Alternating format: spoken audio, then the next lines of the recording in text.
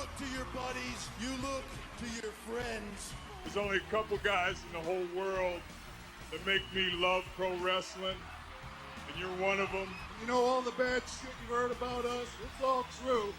But another thing that's true is we love professional wrestling, and that's why we're here. I'm not sports entertainment anymore. Talk to him, kid. This is a new beginning, and it starts tonight. A new day is dawning for DX. Know who you're talking to? Happy holidays, X-Pac 12360 fans. Thanks for joining us. We're coming at you with another brand new episode, our last one of 2016. It's gonna be good. Jerry Lynn will be joining us for an exclusive interview a little bit later. We also have the VP of Global Acquisitions at Flow Sports on the line, Toby Mergler. We're gonna be talking about their latest acquisitions. The team is all here to close out the year. My name is Christy Olson, and Jimbo Slice is on the couch. What's up, Jimbo? Hi, Christy. Hello, looking great in your holiday sweater. Oh, I had to be festive. Where's the hat, Jimbo? I know. Come on, man. At the Christmas party the other night, the agreement was the whole ball of wax. That goes for the hat, I didn't too. bring my elf hat. BS, bro. Oh. Sorry. Slacking. Well, for our iTunes listeners who can't hear, he is rocking a heinous sweater and a Christmas-like necklace. So we're going to give him a pass on that one. Mark in the booth, happy holidays to you. It's beginning to look a lot like X-Pac. Oh, I like that was that. very clever, I Mark. like that. That actually would have been a great intro. Let's just tell him that he's here. Sean X-Pac Waltman. Merry Christmas, everyone. Happy holidays. It's great to be here. Yeah. I'm happy I'm wearing my Santa Claus hat. The really long Santa Claus hat. Anyways, well, let's get right. Very stylish. We have Toby on the line. I think we should bring Toby on right now since he's been waiting long enough. Let's do it. Toby, do you have an ugly Christmas sweater on? I thought you guys were actually sending a video crew out here, so I'm upset I wore my sexy reindeer costume for nothing. Ooh. Yeah, well, we can redo this and have you Skype video so we can see it. Nobody wants to see it, I promise you that. Well, thanks for joining us today. I know you guys have big news there. You've just acquired WXW, and you've got some big shows coming up. We want to talk about it. Yeah, I'm excited to join you guys today. Thank you very much for having me. We did announce last week a partnership with WXW that we're extremely excited about. They are an outstanding partner out of Germany, and we feel like we've heard a lot of buzz around them on the internet as people have started to talk more and more about who they would like to see on our service. So being able to kind of bring that to reality is exciting for all of us. WXW, I wrestled for them in Germany. They're out of Oberhausen, I believe. They were one of the promotions that popped into my head when I first learned about FloSlam. So this is a pretty natural fit, Toby. Yeah, we completely agree. They put on high-quality events, and they have awesome crowds, and they have amazing talent. And this is part of why we kind of are excited about our platform, that we were able to bring all of the different action from around the four corners of the globe right into the four corners of your computer or television. And WXW fits right into that model, and we're really excited. Our first show with them is actually tonight. Nice. And that'll mark the debut of a really big star on FloSlam, is that right?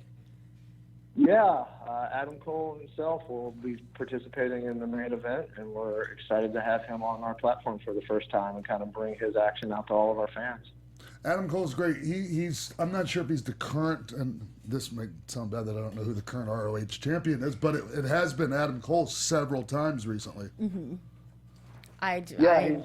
He's done very well in that promotion, and I think he dropped the belt at Final Battle, but who knows? Maybe he'll get it back someday. Yeah, but and also you guys have Marty Scurll. He's not only the man. He's fantastic. He's I love killing it right his the persona that he's crafted for himself. The villain. the fur coat, the umbrella. And just, not to mention what he does, once the bell rings. So you guys, him, Jern Simmons, a lot of guys that, the mainstream wrestling fan might not be familiar with, but the ones that follow it a little bit closer know who these people are. Are you going to be streaming past WXW shows, like past 16 carat tournament shows, and showcasing like their library, so to speak? Absolutely. We won't have the entire library. That will still be available on their on-demand service. But part of our agreement is for us to kind of curate the library and take out choice selections to be able to bring to our audience. And I should point out, tonight is the debut of something that we haven't done before anywhere on Flow Sports, and we're trying it with Slam for the first time. Tonight's WXW show isn't live from Germany because it would be 2 a.m. over there. It's an event that just happened. But what we thought, we're testing a theory because it's part of overall what we're trying to do in the space. We thought it would be useful to the community rather than to just drop it on VOD and have everybody kind of watch it separately and being unable to react to the big spots and the crazy results and all that together. They would just be doing it at different time frames. Sure. We thought it would be useful if we put a common time frame around it. So even if it was taped, a few days ago, people can actually watch it together and be on Twitter and be on Reddit and be on social media or texting their friends or Facebook or whatever it might be. And now they can actually watch it together, even though it's in the past. I like that, So Toby. cool. I like that. And, after the initial, showing, then they can watch it on demand, anytime they want after that. And this gives everyone a chance to, like you're saying, watch it together, live tweet, things like that. Yeah, it's a big part of what we're trying to do, guys. Like, we're trying to service the community in new and creative and expansive ways. And this was just some way for us to work with some of the federations where maybe the time zones are different, or maybe the internet in their venue isn't reliable, or, they just aren't ready, quite ready yet to take the dive into live production. Sure. And they just weren't ready. So, we're creative over here and we want to work with promotions, and so we figured out a way to at least give some sort of the benefits to live to them, Yes. their talent, their wrestlers, and to the community. And we're really excited to see how it works tonight. So tonight's kind of a beta test for it, and we have high hopes that it's going to bring value to all wrestling fans. Now, are you sending your crew down there to shoot this production, or they have their own crew and they just send you the footage? Yeah, so in this particular case, they're sending us the file. They produce it for VOD already, or they produce it for Blu-ray or DVD or whatever it might be. And this just gives a chance for it to be a kind of debut event. So it'll still be available VOD later, obviously on our platform immediately and their platform later, and they'll still sell DVDs. But this does give the community a chance to experience it at the same time.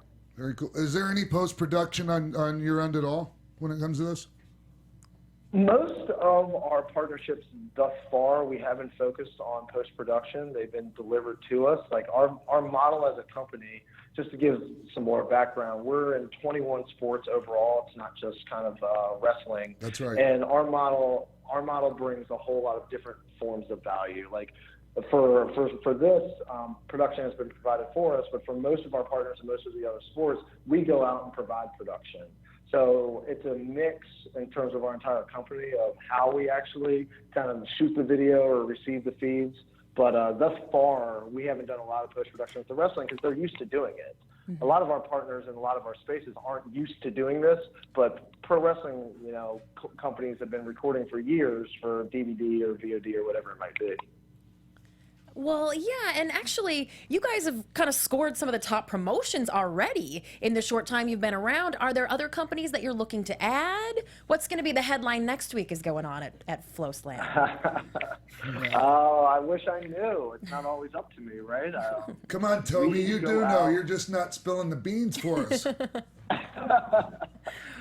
We are hopeful that we're going to be able to announce more partnerships soon. We have had very productive conversations across the wrestling landscape, and we do try to be creative. The deal that WXW got isn't the exact same as the deal as our other partners got, and vice versa. And that's because ultimately we're trying to find something that works for all parties. We're trying to find something that they're excited about, that we're excited about, and that our fans will be excited about. Because I work on the business side of things, and it's an important thing to keep in mind that, this is one of our 21 sports. We're looking to grow it. We're looking to invest. The dollars that come into us, we reinvest right back out into the space. And as our subscription base grows, as our traffic grows, as our fan base grows, then I can make more and more aggressive offers. And the more aggressive offers I can make, the more that the promotions are likely to say yes, and the more that gets invested back into the wrestling ecosystem. And we're very hopeful that a rising tide can lift all boats. Yeah, I think that's a good way of looking at it, and I think it can work. I really do. And possibly like an international show solely on Flow, where it's like the best from this company and this company and this company, and you have like a tournament that's only on Flow Sports. Hey, Toby, I want to ask you. I'm sorry. Go ahead. You had a thought?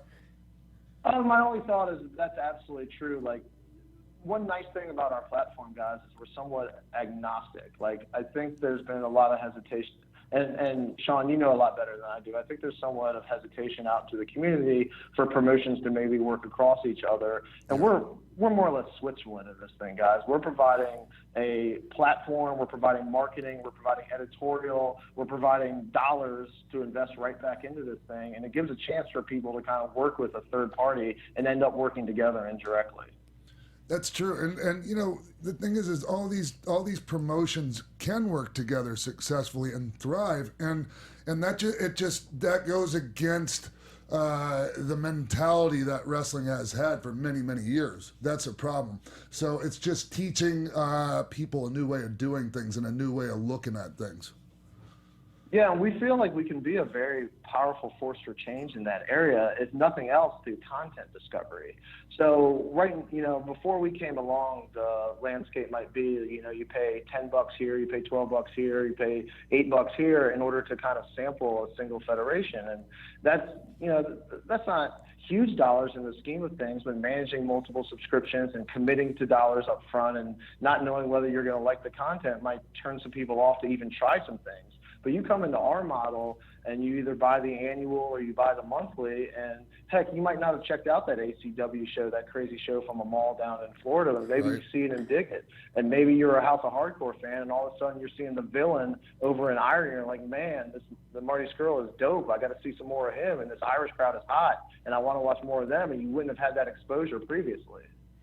There's so many elements to this, Toby, while you're talking. It's the production and the broadcasting and making these deals. And you guys are kind of pioneering all of this. What obstacles have you met and overcome?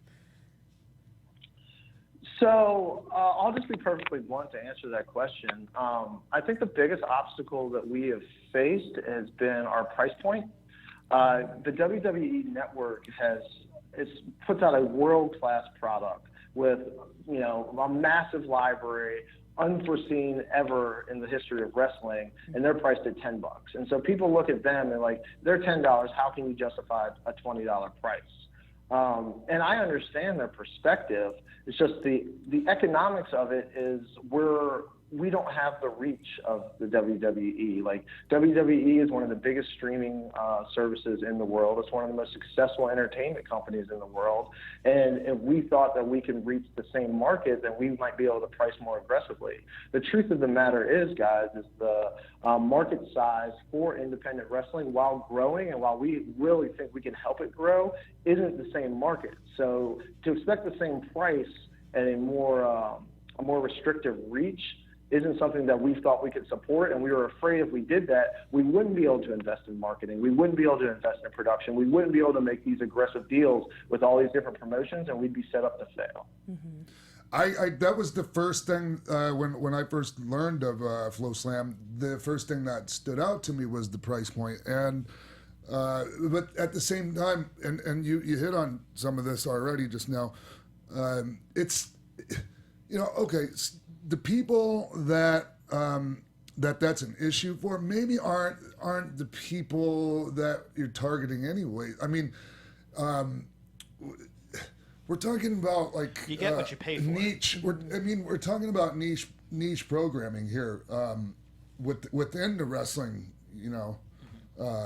industry, and I think that people are going to be willing to pay a premium price for that more than that.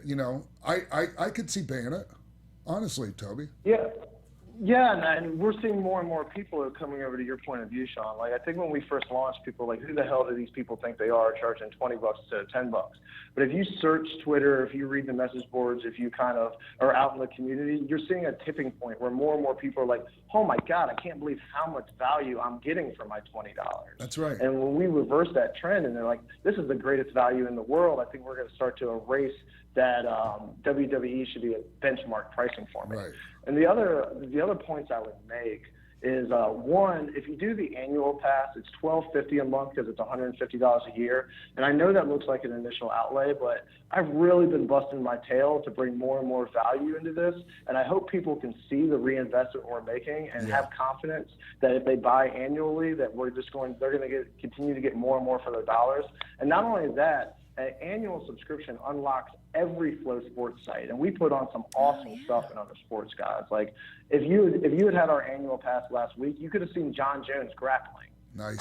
In an event we put on in Portland. You can watch combat events. You can watch boxing. If you're in a household and you have kids or a wife who aren't into professional wrestling, but they're super into basketball or they're into marching band, or they're into gymnastics, or they're into all the other, amateur wrestling, all the other crazy stuff that we do. Now your whole household can enjoy your subscription, and it's not just for the wrestling. And I'm sorry I'm rambling a little bit. No, it's okay. I'm really passionate about this point. The last point I would make on it is without this money, we can't reinvest.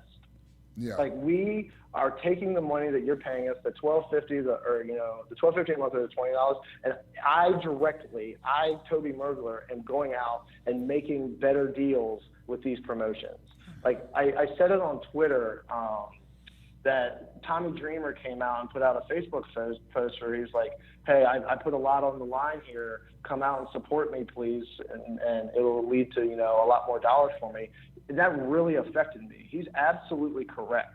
Every single time I see a subscription come, I can tell what they're watching. I can tell who they're supporting, and I don't mean to scare people like think we're Big Brother. I don't know you by name. You're just ones and zeros to me. It's kind of like looking at the Matrix. Sure. And I can say this is a deal. This is a promotion that I can now offer more money to. Or this is somebody who's going to get a bigger check, and then I get to go out and offer them more money. They get to invest in higher production quality. They get to bring in additional talent. They maybe pay their people who are appearing on their cards more, and it just keeps growing the economy. So I am committing to everyone hearing me right now that when you come in and buy something from FloSlam, we are spending that money back out to bring you more value and to grow the independent wrestling space. Toby, awesome. As far as the site goes, do you have a metric, whatever that measures, what each promotion does viewer-wise, and does that affect how much money they get? We see subscriptions that are driven to that event or to that promotion, and we see viewership, and we can see behavior. Again, not to scare everybody, but we are watching these things. We are very proud to be a data-driven company. And while I grew up a big wrestling fan. I followed it through college. I won't pretend like I know more than anybody else. I'm just a guy who really enjoys the form of entertainment that is professional wrestling. And I want to continue to invest in it. I really do. But I'll get fired by our CEO, or I'll get fired by our board if I go out and just buy things that don't have returns. So we see the data, and it absolutely drives my decisions of what kind of offers we can shape. And the more we can go out and offer things, guys, the more people want to see us go get these really big names. We can make competitive offers to big names, and we're happy to do it. The ability to land big names is going to be driven by our ability to be confident in our investment. So it's really like a symbiotic circle among fans supporting us supporting the independent wrestling, and us bringing value. And I really have been cognizant and been working really hard to show, guys, we didn't stop with Evolve. We didn't stop with WWN. We're bringing you WXW. We're bringing you House of Hardcore. We're bringing you IPW. We're bringing you these insane shows out of Dublin. I cannot wait for the world to see the Osprey Ricochet match that just happened last week in Dublin. It is absolutely nuts. So for OTT, for over the top wrestling, it's going to light the internet on fire once everybody sees this match. So we want to be doing those things, and we can all work together to kind of, as I said, rise the tides and lift the boats. Very cool. Toby, Appreciate your passion, Toby. One more thing. Okay, you guys obviously you have Evolve on FloSlam, and Evolve has a relationship with WWE, and I'm pretty sure I was told or I read somewhere that WWE actually had a stake in FloSlam at one point. Is that still the case? They're an investor in Flow Sports, not FloSlam directly. Okay. And that's kind of where that ends. So, yeah, well, we did a round of fundraising, a Series B. We raised a little bit over $21 million, and we had strategic partners that were involved in it. And WWE is one of our investors, and we're thankful to have them. At the corporate level, it's beneficial, we feel, to both parties to us to learn from one of the world's most preeminent streaming sites, and they obviously see some value in what they can learn from us and where we can get to in the future. So I'm sure that they're expecting to earn a return on their investment. We're confident we're going to deliver that to them, and we are happy to have them as partners. And here's the thing. For them to invest in Flow Sports, it means they see something in Flow Sports that's worth investing in. So that says a lot right there. Yeah, and it wasn't based on wrestling, guys. We are a large multimedia company that's in 21 sports at present. We're probably going to be in closer to 30 by the end of 2017. We're going to be in 40 by the end of 2018. We're launching sports every single month, and they saw our growth and they saw what we can deliver, and it wasn't a wrestling-based decision for them. It was a business decision for them. Cool. Wow. Well, congratulations on all the success you guys have had. If people want to get one of those memberships for the family for the holidays, where can they do that at?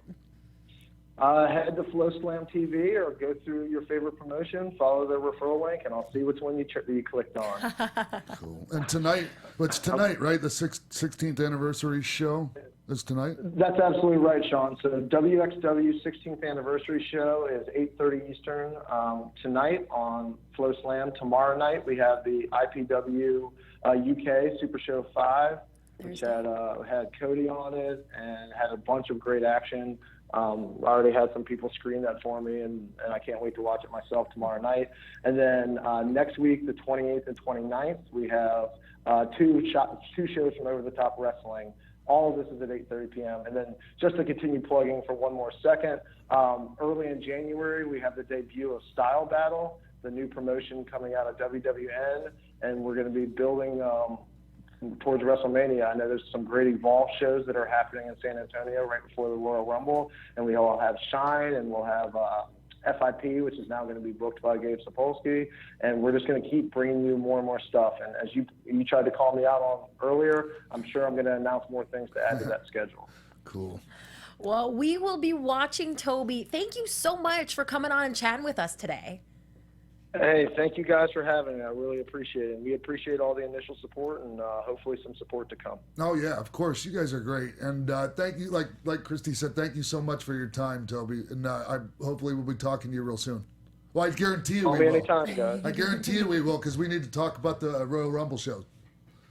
Oh, I can't wait. And just real quick, feel free to edit this out later. But, Sean, I told you a little bit off the air how you were important to my wrestling my fandom in college, but I didn't tell you why. It's because after we would watch the shows, we were freshmen in college, people would go out to parties, and one of my friends would come home drunk and go into his room and hit his roommate while he was sleeping with the most vicious Bronco Buster you've ever seen. Oh, shit. And it was entirely inspired by you. So you brought me many happy memories without even knowing it. Nice. And there's an ex-roommate of yours that hates my guts because of that. That is also true. Cool. Always good to hear stories like that. Thank you so much, Toby. Thank you, guys. Have a good show. Thanks, Bye-bye. Toby. Bye-bye. cool. Oh, that's a great little story there at the end. A little gem for us. And I gotta say, I really appreciate that Toby, in addition to being a businessman, that he is a passionate fan and he's trying to get these great shows to all the fans and accessible for everybody. And just to remind all of you, the X-Pac 12360 show is accessible for free on YouTube and on iTunes. Please like, comment, rate, and subscribe. We'd love 5 stars. Let us know what you think about the show. You never want to miss one of these. Like I said, we got Jerry Lynn coming up. So good stuff today. Yeah, very good. Very good stuff. Yeah. Shall we move on to a little bit of X-Pac 12360 news of the week? Okay. X-Pac 12360 Wrestling News.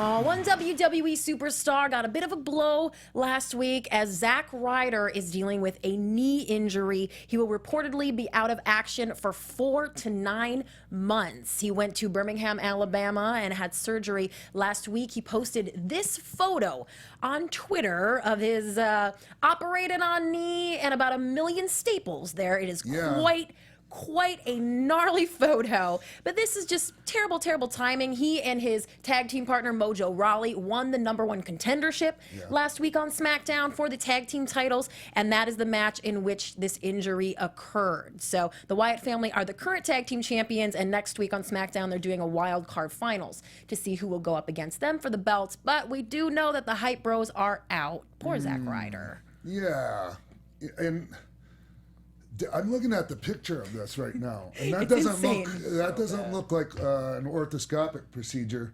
They didn't just go in there and scope that. They opened that thing wide open. Oh my God. Anyways, barely even looks like a knee anymore. Sorry, Zach. Yeah. Poor guy. Yeah. I don't know how bad. I don't know. At one time in the industry, we used to just try to work through things like that. Yeah. And it's better that you just go ahead and get it fixed. It essentially extends your career, right? Well, here's the thing: when you don't get the knee fixed, then it ends up causing you to hurt your back, your hip. I mean, any number of things. So, I mean, it's just best to just get it fixed. Yeah. My hopes for him were Emma got injured. She's been out. She has so much hype coming back. They keep teasing her comeback and teasing her comeback. I hope he gets that same thing, where he's gone for 9 months, but for the last 2, we just get vignettes upon vignettes upon vignettes of Zack Ryder's coming back, and maybe a different kind of character. Completely get rid of the whole woo-woo stuff and just go somewhere else. Yeah, and I'm curious about what Mojo's going to do in the meantime, but I guess we will find out. Yeah, we will. We will find out. Zack Ryder is not the only superstar being put out of action. Brock Lesnar has been fined and suspended from the UFC for failing drug tests. This all stems from July's UFC 200 showdown against Mark Hunt in Las Vegas, which will now be overturned to a no contest. So Brock will also have to pay a $250,000 fine and will be suspended for 1 year, which means that he'll be eligible to reapply for his license in July of 2017. This is a retro suspension. So Lesnar has not commented. Nor should he. And he probably won't. Why should he? Why should he? Big whoop.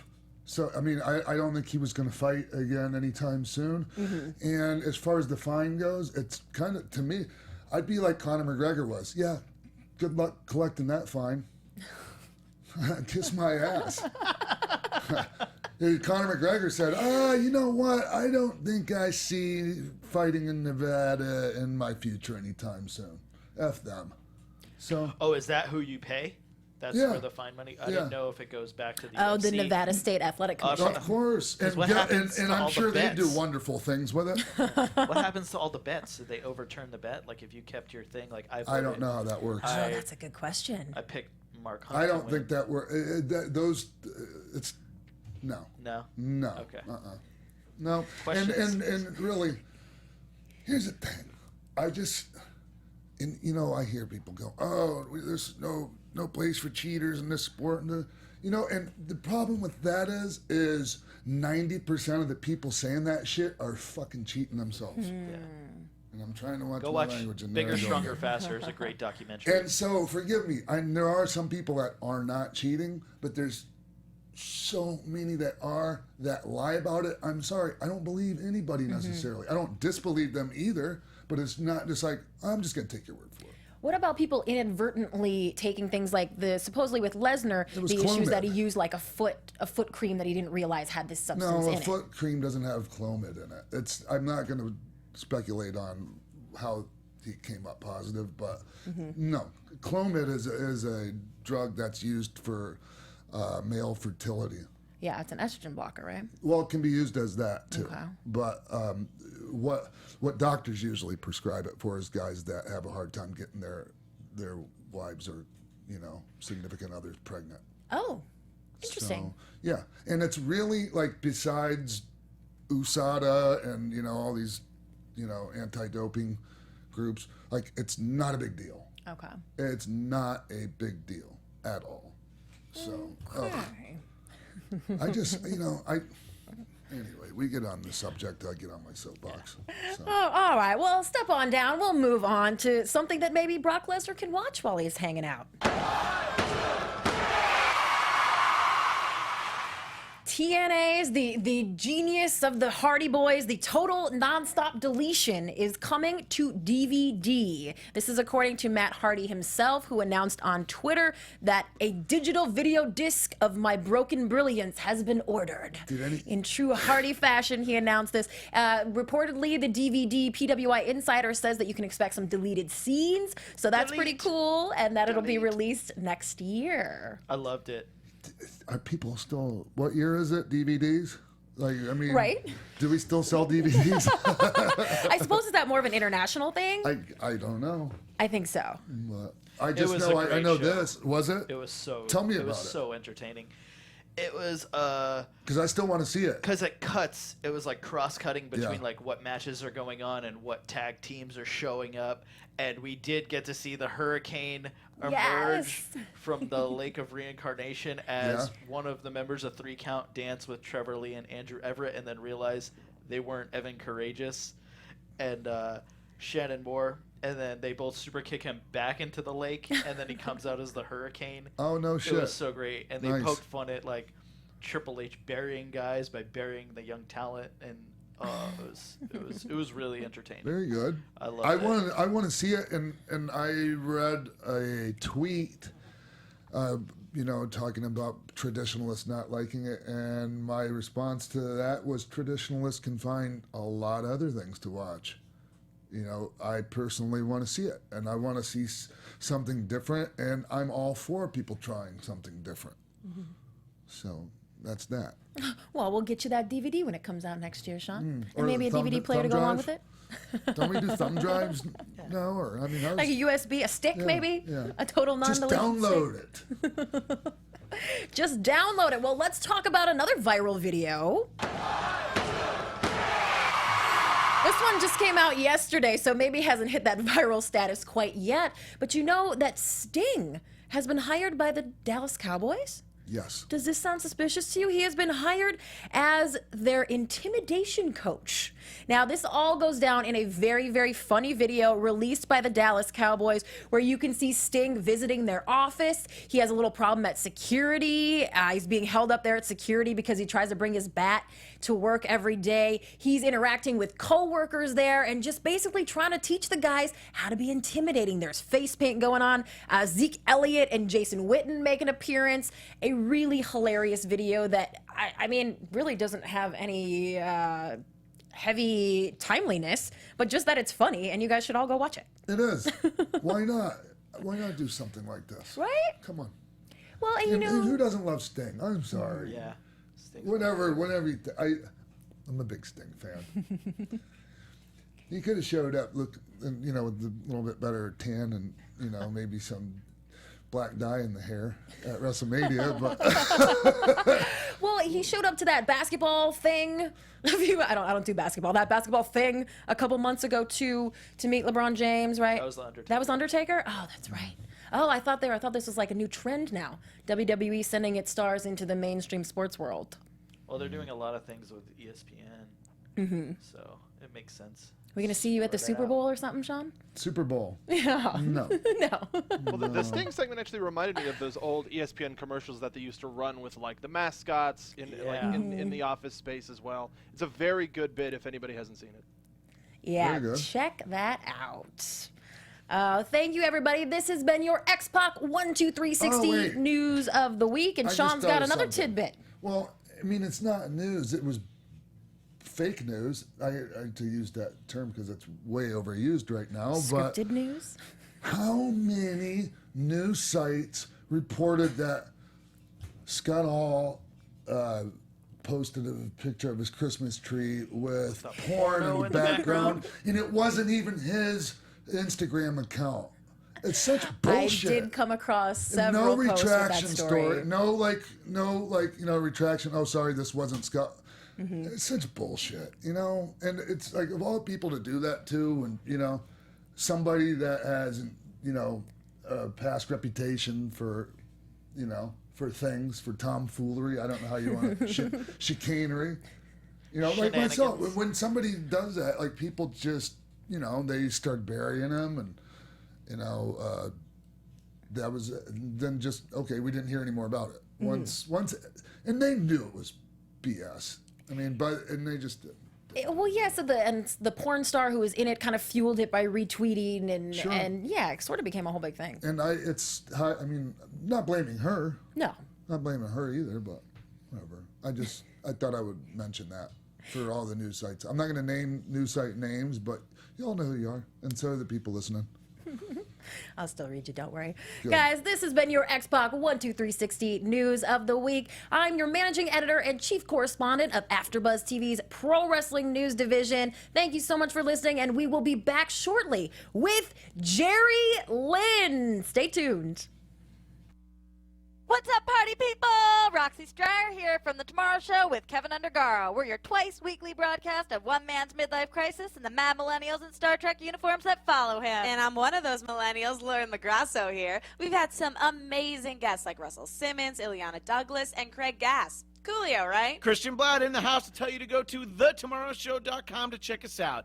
We're live every Monday and Thursday from 10 to midnight Eastern. That's thetomorrowshow.com. Be there or be square, whatever that means. We are back on X-Pac 1, 2, 3, 60. Joining us now, a man who first hit the ring in 1988 in his native Minnesota, early on engaging in an epic feud with the Lightning Kid lasting almost 2 years, with memorable runs in WCW, ECW, WWE, and more. He scored 2 World Heavyweight Championships among numerous other titles, and in 2013 retired in his hometown of Minneapolis. Joining us now is the one and only Jerry Lynn. Yeah. Wow. Well, thank you very much. Thank you for chatting with us today. How about the intro, Jerry? It's my pleasure. Thank you. She spends a lot of time on the intros for our guests. So you can tell. You can tell. Yeah, well, I really enjoyed learning about your career, Jerry. There's a lot to talk about. Jerry, thank you so much, man. I'm really, like, I'm just going to say this for everyone to hear. It sucks that I have to have you on my show just for us to have a conversation, and I'm sorry about that. I was going to say, it's weird even being interviewed by you since we've known each other forever, since the beginning. The funny thing is this isn't an interview. It's just a conversation between you and I, Jerry. Well, you're right. It shouldn't even be an interview. Yeah. Man, how are you? Oh, hanging in there. I can't complain, even though, do sometimes, but just, going through the old retired wrestler aches and pains. Yeah. And what have you been doing since, and we'll get to the retirement later on, but what have you been doing since then? I work for a medical supply company in inventory control. So I'm basically in and out of a warehouse, and then I do a lot of running around and a lot of fixing problems. Yeah, and have you had anything to do with wrestling since then? Oh, yeah. Every once in a while I'll get a call from someone and I'll go do a seminar or a personal appearance. Not very much, but I haven't really pursued it. I was going to say, you haven't pursued it, obviously, because there would be a huge demand for you as far as seminars go. Well, I was thinking about trying to get the word out there more and get a little more, because I really enjoy doing them, and you know, I wouldn't even mind doing some conventions or anything, but I haven't really done much. But I just don't know how to, you know, I'm about probably 15 years behind the technology as far as social media and all that goes. Oh, it's okay. Hey, listen, Scott Hall is right up there with you, and he's doing well with it now. I did actually notice that, Jerry. You're kind of off the grid. Is that by choice? Yes and no. I don't know. I guess like I've always been behind the times with technology. I think even after cell phones were invented, I didn't get one until probably a couple of years later. I just never. I had to be talked into getting one. So Jerry, for anyone that doesn't know, that guy, the Lightning Kid that Christy was talking about, that was me. And there would be no X-Pac 1, 2, 3 Kid. And Jerry's heard me say this before. He's probably sick of hearing it.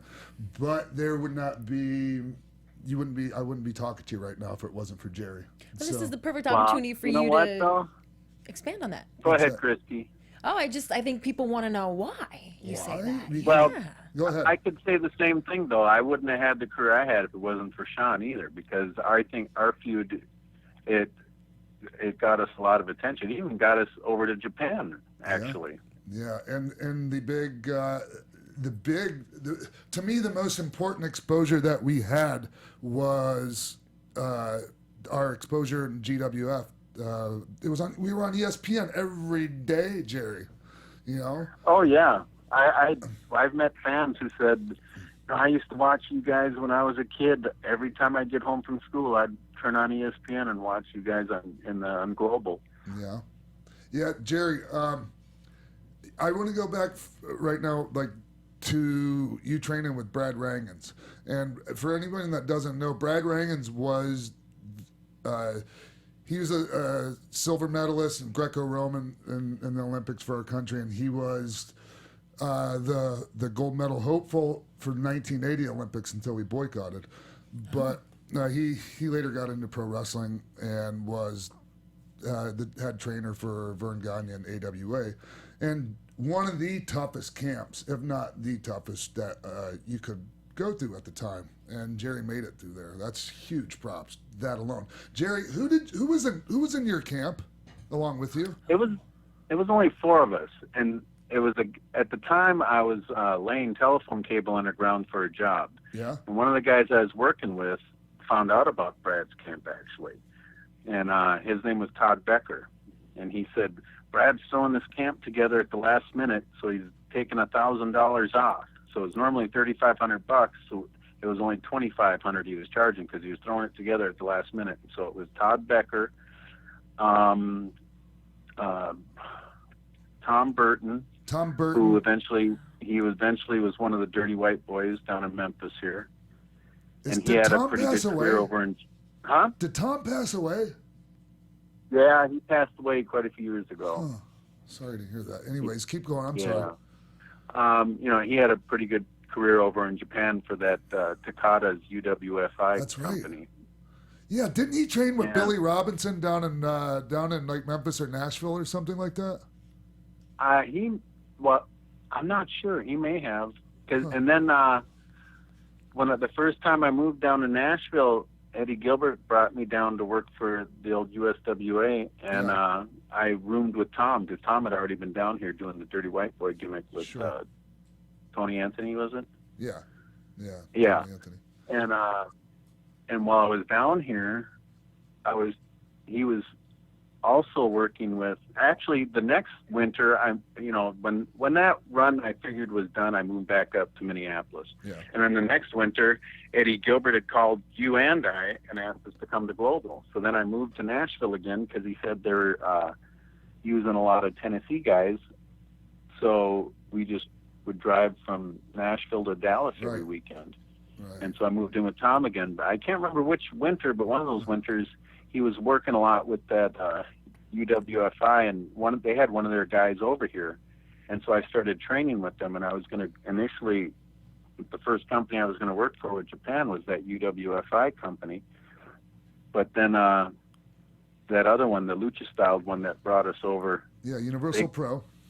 Yeah, they wanted me right away, and the other company wanted me to train a lot longer. And I said, well, I want to get to Japan now. So I said, I went with the Lucha company. But and then the fourth guy was, I can't remember his last name, but he went by Hard Rock Rick. Oh, really? Yeah. Remember him? I didn't know he was a Brad Rangan camp guy. Yeah, it was just the four of us. Huh. Anyways, I was thinking maybe like Randy Gosto or like some of. Anyway, I'm talking about guys. We're talking about guys here that nobody's ever heard of, and some of them you can't even Google. So, anyways, so Jerry, moving forward just a little bit. Do you remember the first time you and I met? I can't remember the exact occasion. What was it? Well, I mean, I just remember. Okay, my first memory of you is just from Ropers. It was me showing up at Ropers. I had a match with Ricky Rice, who was one half of the Top Guns, and I can't remember. I think you were wrestling Matt Derringer or something like that, but it wasn't. I can't remember. How long it took before you and I worked together, but it was like when Jerry and I first touched, it was like we'd already natural worked chemistry a million times. Yes. Wow. It was amazing. Yeah. Where do you think that came from? I don't know, Jerry. Water. Well, I think it was. Well, Sean went through Malenko's camp, and I went through Brad's, and I think both camps were great, and I think we both got trained very well. Properly, yes. Well, yeah, I think both camps really hit on basic fundamentals, which nowadays you don't see a lot of camps do that. Yeah, and the thing is when guys are trained properly, they can. It's when two guys are trained well, it's so much easier to mesh well right off the bat and have good chemistry and be able to go out there. You can tell right when you lock up with someone whether it's going to be good or not. And the thing about Minnesota is, and there was a lot of talent that came out of there, Jerry, but some of them weren't trained very well. They ended up being good workers down the road. Like Rick Rude ended up being great, but the training wasn't the best for some of those guys. Right. And when I first went there, I wasn't used to working with guys like that. All the guys I worked with came out of Malenko's, and so it was almost like, well, not like working with yourself, but you know what I mean, Jerry. Yeah. Well, back then there weren't near as many camps as there are nowadays either. So it was, back then it was kind of still hard to break into the business. Yeah, and I just, Jerry, when you and I were doing our thing, and it was called Pro Wrestling America. That was the group Eddie Sharkey had. It was, we did pretty well. We drew pretty well. Like I thought, sometimes we drew better than AWA. Well, we would, the Ropers or George's and Fridley, whichever you want to call it. We had that place standing room only, so it was some exciting times. And I've told you this before. I think that was some of my favorite work in my entire career. And I know we weren't completely polished and knew, and we didn't know what we were doing at the time, and we had an idea, but I think it was some of my favorite work because, like I told you before, you and I would get together a lot and watch videotapes of whatever we could find back then. Yeah. And then we would implement it into our matches and our style. And we still had the people thinking we hated each other's guts. That's right. Even though we hung out, we were like best friends, we were pretty much together every day. A lot of people, almost everyone doesn't know that. Jerry and I worked together at it was the Classy strip club in downtown Minneapolis. At the time, this is what we want to hear about. Yeah, at the time it was called Solid Gold. Yes. And Jerry, I was still 17 actually when I first came to Minnesota. And Jerry, I believe you put in a word for me there and got me a job there, and actually Jerry gave up his spot as the follow spotlight guy. Like security with the flashlight? Yeah, do you remember that, Jerry? You gave me your job. Oh, I don't remember giving you my job, but I remember I was doing that. Maybe I do remember now. Yeah, you just started reffing. You started doing the refereeing, and then I started refereeing. Right. Yep. Yeah. Yep. Those were some fun times, you know. For me, working around a bunch of naked ladies when I'm just turning 18. Well, yeah. I'm just turning 18. I never got laid the whole time I worked there. What? But no, come on, I'm the young kid. I'm 18. I look like I'm 15. Jerry, you can back me up on this. There's a picture. Oh, yeah. There's a picture of you and I. I'm working you over into the ropes. Marvin Joel Rubin sent me a couple of pictures of you and I, Jerry. And what you're like up against the ropes with blood, and I've got your blood like dripping out of my mouth. And a big smile on his face. And I think I have that picture too. You probably do. You probably, I don't know if you, well, actually, you probably have this other one. Marvin sent me a picture he took of you when you first started, and you have some really cute little underwear on there, Jerry. Yeah, I was wearing the short trunks at the time. Yeah. Was that when you very first, did you just get out of camp at that point? Probably, You must have. For Marvin to talk you into posing for a picture like that, you must have just gotten out of camp. Probably. There's a lot of pictures I probably got talked into posing for. Me too. Nothing like people are thinking, trust me. But, just silly, stupid shit. Let's go back to you know what? And I've always hated taking pictures, which is weird being in the entertainment industry, but I've always hated it. So as the years went on, well, especially later on in my career, I would get more silly and stupid and do the just stupid stuff. Yeah. And it would be always the stupid stuff that would end up in magazines and stuff. Sure. Jerry and I, I'm looking at this. Jerry and I, we would go to the gym together, and I just had the hardest time with gains back then. But Jerry, for smaller guys, Jerry, pound for pound, is one of the strongest guys I've ever seen. Like, I remember you doing chin-ups with like three 45-pound plates hanging, 2 or 3 of them hanging from your waist. Like, that's insane. I can barely do 5 or 6. That may have been dips. No, it wasn't. No, you were doing chins. You were doing chins. You were doing chins. Well, yeah, I was probably doing a little gas too. So. Yeah. Well, we couldn't afford it at the time very much. Shit, you know what though? Back then, you pretty much had to get looked at, because back then when we broke in, majority of the guys were well over 6 foot tall and 250 pounds. Yeah. And there was a lot of indie shows I'd go to. I'd walk in the locker room, and some of the guys would be looking at me, wouldn't even say hi or nothing, would just look at me like, "What are you doing here?" You mean those guys that are still waiting for their phones to ring? Those guys? Yeah. Yeah.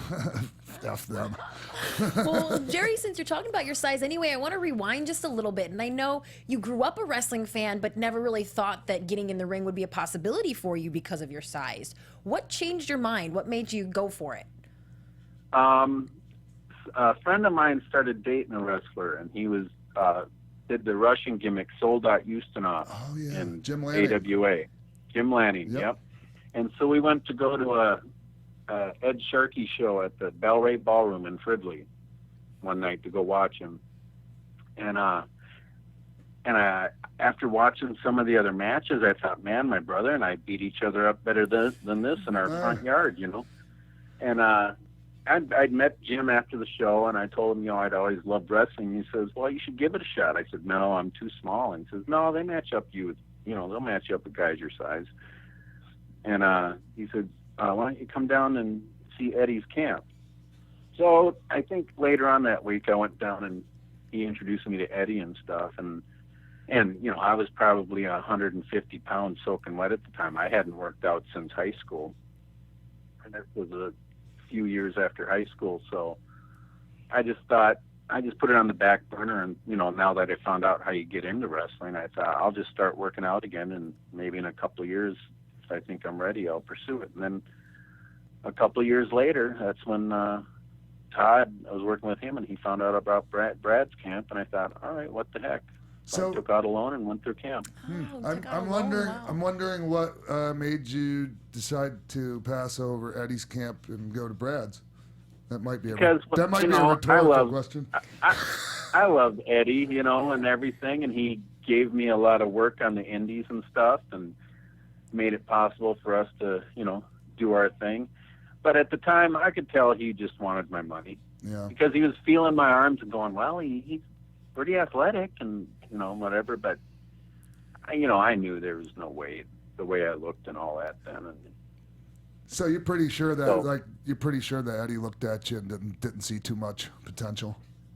No, I just think he saw the dollar sign. I gotcha. Yeah. And, and then when I found out about Brad's camp, I'd known who Brad was just from watching the AWA and stuff and knew his reputation. And I thought, well, if I want to be trained, I want to be trained by this guy. Yeah. So how long after your, when you finished Brad's camp, how long was it? So it was like a year after you finished camp when I met you, right? Maybe, End of 89 is when I first came to Minnesota. Okay, yep, probably then, yeah. No, it was probably, because I finished Brad's camp, I think, May of 88. How'd you get your first booking? I think maybe Tom Burton.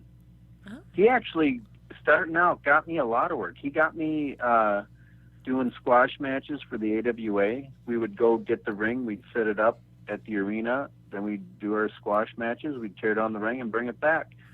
And then there's, after a couple of those, that was at the Rochester Civic Center. That's right. Then we even did one where we hauled the ring up to Alexandria for a house show, and I'd never reffed before, and they needed a referee, so they had me ref Wendy Richter and Judy Martin. Oh, nice. And I was scared to death. I was like, I've never reffed. And Judy says, just listen to me, I'll talk you through it. And I'll tell you what, I learned so much just from Judy. It was incredible. I'll never forget that. Judy was great. I hope Judy and I Leilani hope I can Kai. run into her someday and thank her. Oh, yeah. Yeah. Judy and Leilani Kai, the Glamour Girls, were fantastic. Excellent wrestlers, period. I was going to say female wrestlers, but just pro wrestlers, period. But so Jerry, that night I did that, wrestled a match, we tore the ring down, brought it back and whatever. And then I think it may have been Tom got my very first match. Actually, first three matches were all in the same night, and it was in Christie's hometown in New Ulm, Minnesota. Oh, that's right. And it was a TV taping for Jim Cook's IWA, and I think Tom may have got me that gig. I'm not sure, but I had three matches that night. The first match was a tag match. Me and remember who the guy was, against the Terminators, Wolf and Riggs. That's right. Wolf and Riggs. And they were a couple of big boys. Wolf must have been 6'8". I didn't know Wolf, but I knew Riggs, Dan Rignotti. He was cool. Yes. Yeah. But they were awesome. They took care of me. I was scared to death. It was my first match. And the second match I had was a 6-man against Derek Dukes, Tom Zink, and Steve Olsenowski. Yeah. And then the third match, I got to have a singles match with Tom. So. Derek Dukes, by the way, one half of a version of the Top Guns. Derek Dukes was the black guy in one version. Is that with John Paul? Yeah. With John Paul. Yeah, I just spilled coffee everywhere, Jerry, all over the place. This is the second week in a row I've done it, but I'm not. I'm just going with it. With it. Well, that's pretty cool. I remember my grandpa saying that he would go to wrestling shows at the Armory around that time. Oh, wow. Well, he may have seen me get beat up. Yeah, that's pretty cool. Well, is there anything that sticks out to you? Like, what sticks out to you the most when you think about those first few matches? I guess what sticks out to me, is like, you had big monster guys like the Terminators, and they took care of you out there. Because as the years went by, and a lot smaller guys got in the business, and I've said this in seminars, two of the lightest guys I've ever wrestled was Ming and Barbarian in WCW. I mean, it was incredible. Talk about two professionals and that have nothing to prove. Two of the biggest badasses on the planet. Two of the most dangerous human beings on the face of the earth, period. Yeah. And just light as a feather and took care of you. You could work those guys for 5 years straight every day and still be walking and singing and dancing. And then you get in the ring with me and we beat the living crap out of each other. Well, that was different. But you know, years later, when a lot of smaller guys are in the business and stuff, and the styles, you know, the physicality of the wrestling has changed a lot and stuff. But I can't tell you how many guys would be in the ring and they're gassed up to 185 and trying to beat me up for real because I work strong style. I go, no, you work retard style. We're supposed to be taking care of each other out here. I'm like, why do you want to hurt me? For real, you know? It just got ridiculous. So when I think of them first matches, I just thought, when I think back, it just reminds me of how you used to really take care of each other out there. Yep. Well, you two must have gotten pretty good at that. Taking care of each other? Yeah. Well, in some ways. In other ways, we really, seriously, I watched those slaps we used to hit each other with, those open hand slaps to the head and to the face were ridiculous. Oh, that was Jerry. that was for that Mick Karch's Saturday Body Slam review, wasn't it? No, we did it in the ring too in one match, like early on too. And I mean, I remember I think I think I hit you harder than you hit me, and I think I was knocked out. I think we were both knocked out on our feet. I think I heard ringing for a while. Right. And then the ring that we used to have to wrestle in on these bar shows. Oh Lord. What was it, like 14 feet, 14-foot ring, and it was so hard. The apron was only 1.5 feet off the floor too, so it could fit in low ceilings. And it was a stiff ring. And we're watching the match you and I had from there right now on the Oh boy. Yeah, and there's so much cigarette smoke. It was back in the days when you could still smoke inside. Oh my God. I hated that. Oh. But we had all the girls from Solid Gold would come watch these shows. Oh, of course. We had the hottest woman of any wrestling show ever. I guarantee you, Jerry. How are you not getting laid by the Solid Gold girls? They didn't want to bang me. No? Jimbo? No, I was a little kid. Did you fare better than Sean, Jerry, with the ladies? Not much. I had no game. Back then I was still really shy, and I was so shy I had a hard time even looking at the crowd back then. Yeah, Jerry and I are like the no game brothers. Yeah, I had no game. I still have no game. Which probably kept me out of a lot of trouble. So. Right. Yeah. Hey, my first time being arrested was with you. Remember that, Jerry? Oh, yeah, this has to be a good story. I think that was my first time too. Because I got it for contributing to a minor. Contributing to more than one. Should we guess who this minor may have been, Sean? Me? Yeah. So this was alcohol consumption? We were in Apple River or something like that. Somerset, Wisconsin. We were tubing.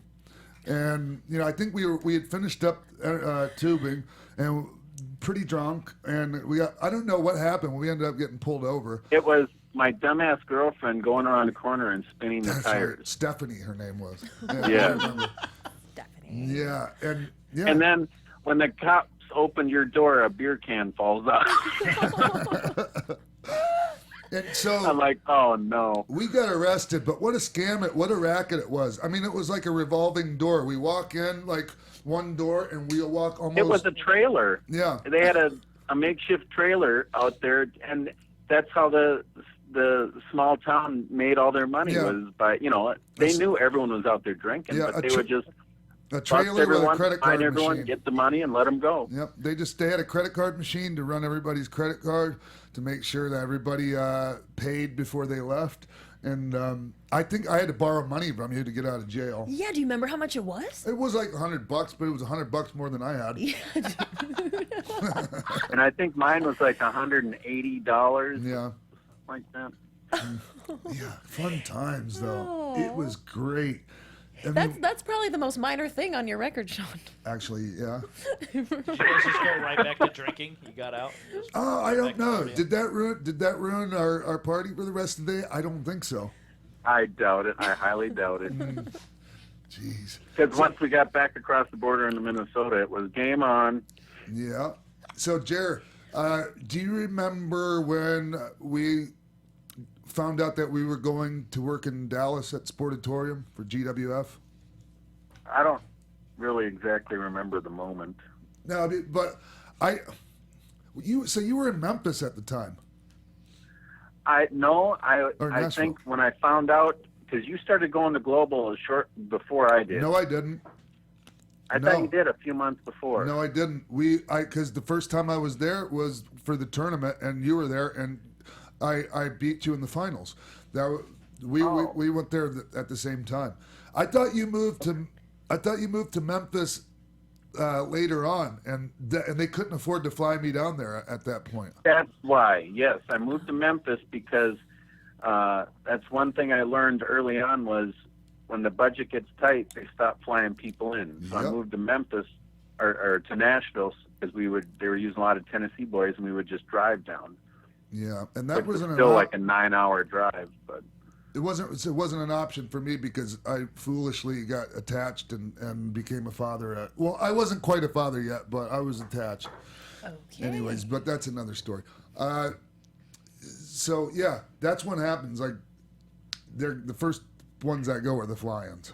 And I remember, Ropers when I broke my ankle in that match with you. Yes, we had a rematch after the one that just showed a little bit, and so I'm on the floor. I take a bump to the floor. Jerry climbs to the top rope, and he dives on me. And when I catch him, his foot ends up behind my back. Someone spilled their drink on the dance floor, and I hit that puddle, and it just rolled my ankle. Yeah, and so Jerry's ankle was broke, and then of course I get him back in the ring, and we're trying to be, we're tough. We don't, of course, because that's real. What we're doing is real. I told you, work my ankle. Yeah, and so, you know what I knew? I put Jerry in a figure four, and really, like, if it wasn't broken, I fucking made sure it was. And we didn't know what to do. Work my ankle, don't shoot on it. and then, like, we're like sitting there, we don't know what to do, trying to figure out what to do, and finally, Jerry there was no other way out of it. I was supposed to do the job, and Jerry ended up having to give up. It was funny too because I remember Kreitzman. He's asking me, he's going, "Do you give? Do you give?" And finally, I go, "Yes." He goes, "Really?" I go, "Yes, ring the bell." Oh, it was funny. What's the promoter's reaction when you go back through the? Oh, Eddie didn't care. Eddie, he let Sean and I pretty much practically book our own angle. That's right. We did. Yeah, we did whatever we wanted, and pretty much most of the legwork and promoting the damn things. But one time. Yeah. Did you tell those guys? We'd go to Kinko's, and you'd print up the tickets. And you would make the flyers. You printed up the flyers, and we go and drop flyers and tickets off at different places that would let us. And Sean did a lot of promoting. Yeah, I learned. I learned a lot. Like, I've said this before. It's always good to know every aspect of the industry. From setting the ring up, refereeing, promoting. It's just then you don't have to be a slave to anyone. So. Where were we? That's pretty cool. Well, no, I mean, that's like pre-social media Kinko's. Wow. Yeah, where were we, Jerry? Yeah. Christy was. I was brought up the broken ankle deal because that match wasn't. That was, I think, a couple months before. I don't know how long it was before Global, but I was supposed to take 6 to 8 weeks off, and I only took 8 weeks off and started up wrestling again. So the whole time, and I came back too soon. So that whole time in Global, my ankle was bothering me really bad. And then they had that light heavyweight belt on me, and one day I walked into the office, and it was Eddie and was Eddie Craig Gilbert? Johnson, maybe? Eddie Gilbert, yeah, he was booking tonight. So I walked in the office, and I said to him, is there any way we can get this belt off me tonight? I said, I got to give my ankle a break. And Eddie looked shocked. He looks at Craig Johnson and says, can you believe this kid? He's asking us to take the belt off him. Huh. But, who'd you drop it to? so Chaz? Barry Horowitz. Oh. Huh. But yeah, I that was my first lesson in wrestling. Don't come back too soon from a injury.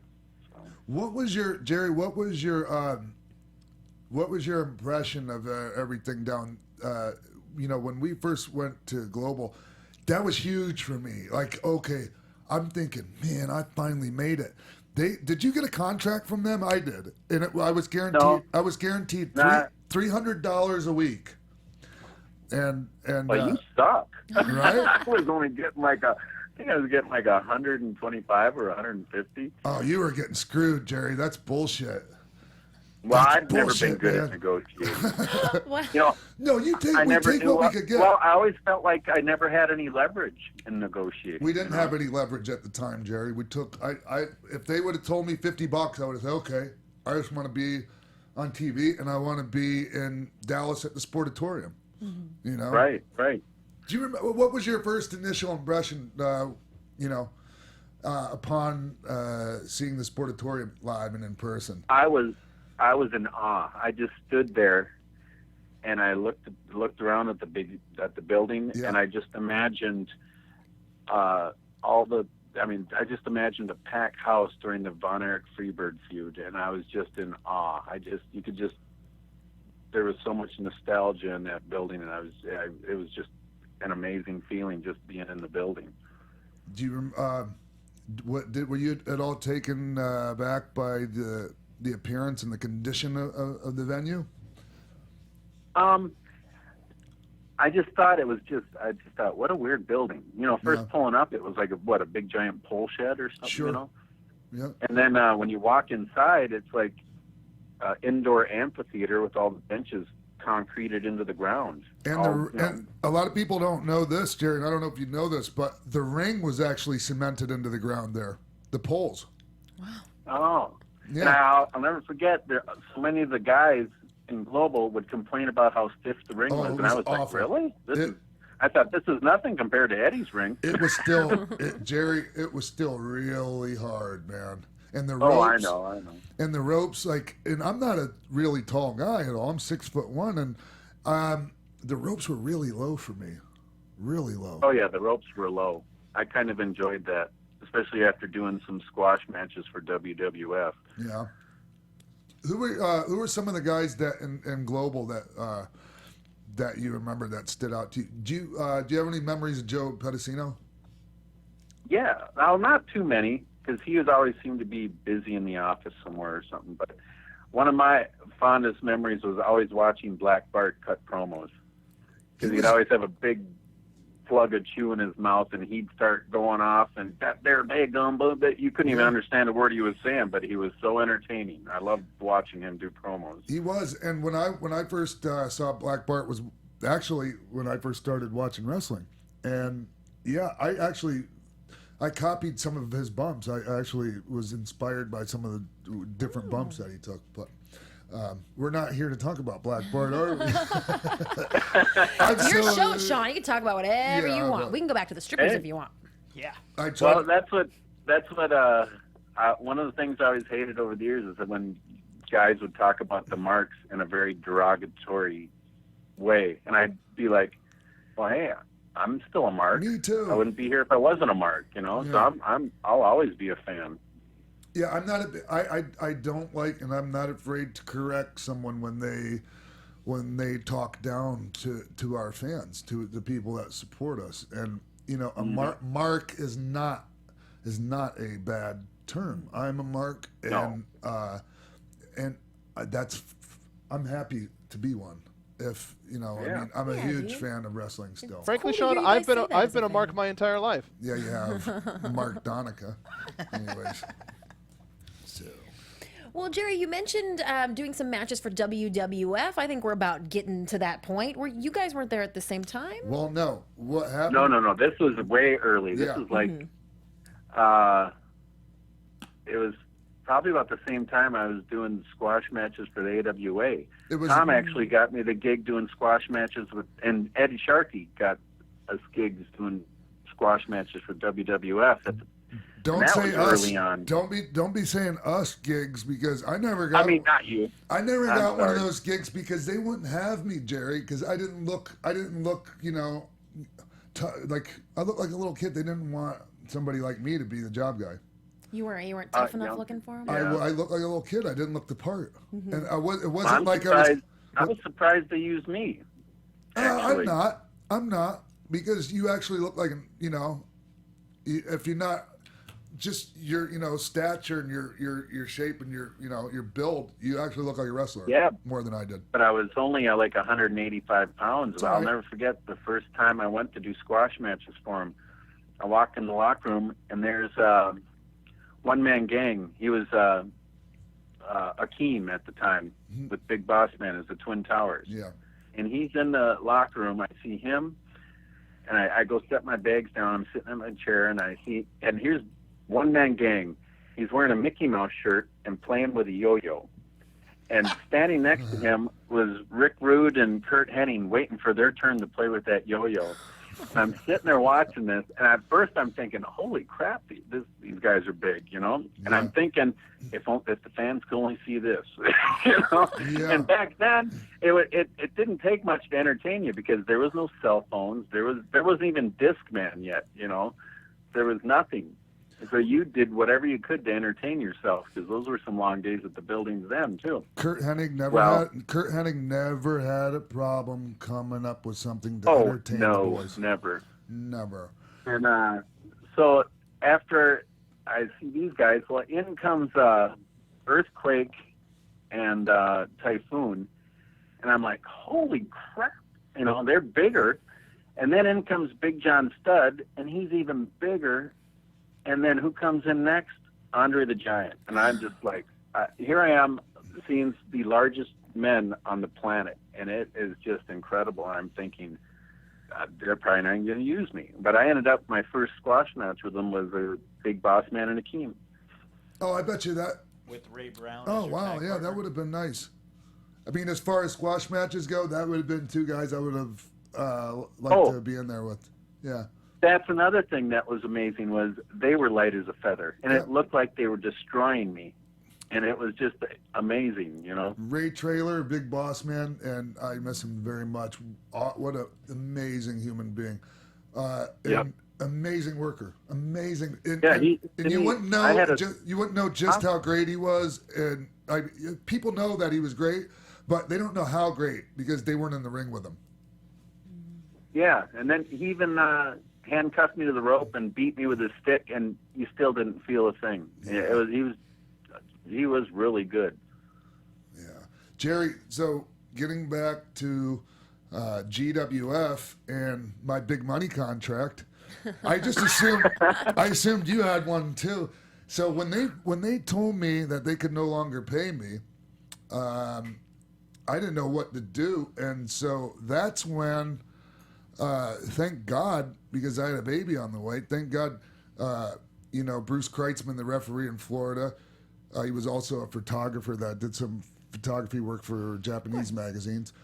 He hooked us up with Wally Yamaguchi from Kai and Tai fame. And Wally was used to be Giant Baba's right-hand man in All Japan Pro Wrestling. Then he left and was one of the top people as far as booking guys and the referee for Universal Pro Wrestling, which was Ultimo Dragon's company with Shinma, Hisatsune Shinma, his name was. And he was the son of Hisashi Shinma, who was the president of New Japan Pro Wrestling. He was Antonio Inoki's business partner and also is the one that broke off from New Japan and started original UWF with Tiger Mask and everything. So we were working for his son, Shima Jr. I called him Shima because he had this stutter, a nervous stutter. Anyways, have you ever met a bigger and I am using in derogatory way, bigger mark in your life? Probably not, no. Yeah, but I am grateful, Thank Jerry. God for him. He gave us a lot of work. You're damn right. Okay, here's how much I'm pretty sure you were making the same. We were making $1,000 a week. Yep. Wow. $1,000 a week. Okay. And I can barely live on $1,000 a week over there. Yeah, they worked us to death too. We'd be on a 3-week tour. You'd work every day. Yeah. And Jerry, what are your first memories of going over there? Because I went over there first, and I was only supposed to go for one match, and I got over pretty good. I worked with Dick Togo. Okay. And Kind Thai fame. yeah, Kind Thai fame. And then I was GWF champion still at the time. And after that, I came back, and that's when I dropped it to Jerry in the 2 out of 3 fall match. And so when Jerry and I went back to Japan together for Universal Pro as a tag team, Jerry was the GWF light heavyweight title champion. That's awesome. So, and we had some. Yeah, and then We had some put us in amazing a big matches, feud huh? with Takayama and Hakiyoshi, with Jado and Gato. Gato and Jado, and then Or Gato and Jado. yeah, who are like the bookers of New Japan and Noah, respectively. Still there? Yes. Oh yeah, Gato's definitely the top guy as far as, you know, he's the shot caller, the big baller in New Japan Pro. But those guys were great, and especially Gato, Takayama. And then what happened was they brought in Pat Tanaka, and they teamed Gato and Pat Tanaka, and they called them the New Orient Express. And Jerry and I worked with them a lot, and we had some great matches. Jerry, do you wish to comment? Well, I don't know if they were great, but you know, we tried Jerry, to do our best. No, look, I have a pretty good memory, and the matches, the tag matches we had with Pat and Takayama were excellent matches. They really were. Okay, I think you have a better memory than me. Dave Meltzer. I'll tell you what. I don't remember some of the stuff till you start bringing it up. Then it comes back to me. But I've been, hitting the head an awful lot. Dave Meltzer was there live for it and gave it over 4 stars, and that's coming. That's a huge. Dave doesn't dole out 4 stars to just Oh wow. anyone. So, okay. Yeah. Hey Jerry, how come I have a better memory than you on this stuff? And I've had like 1 million concussions and done way more drugs than you ever did. I've had a lot of concussions because I met that Chris Nowinski. Yes. Yeah. And I asked him. I said, "You think I could come out and get a free, brain scan?" He says, "Sure." He says, "You probably just have to pay a doctor's fee, but you could." And I said, "Because I know of 4 times where I've had concussions. Because when I turned my head, it felt like a split second later my brain would turn." He says, "Well, have you seen any bright colors or flashes of light?" I said, "Oh, yeah, dozens of times." He says, "Well, that's another form of concussion." And I go, "I am so screwed." I said, "I don't want to know." So, Jerry, back to the Universal Pro, and you were talking a little bit about how tough the schedule was and how grueling the travel was.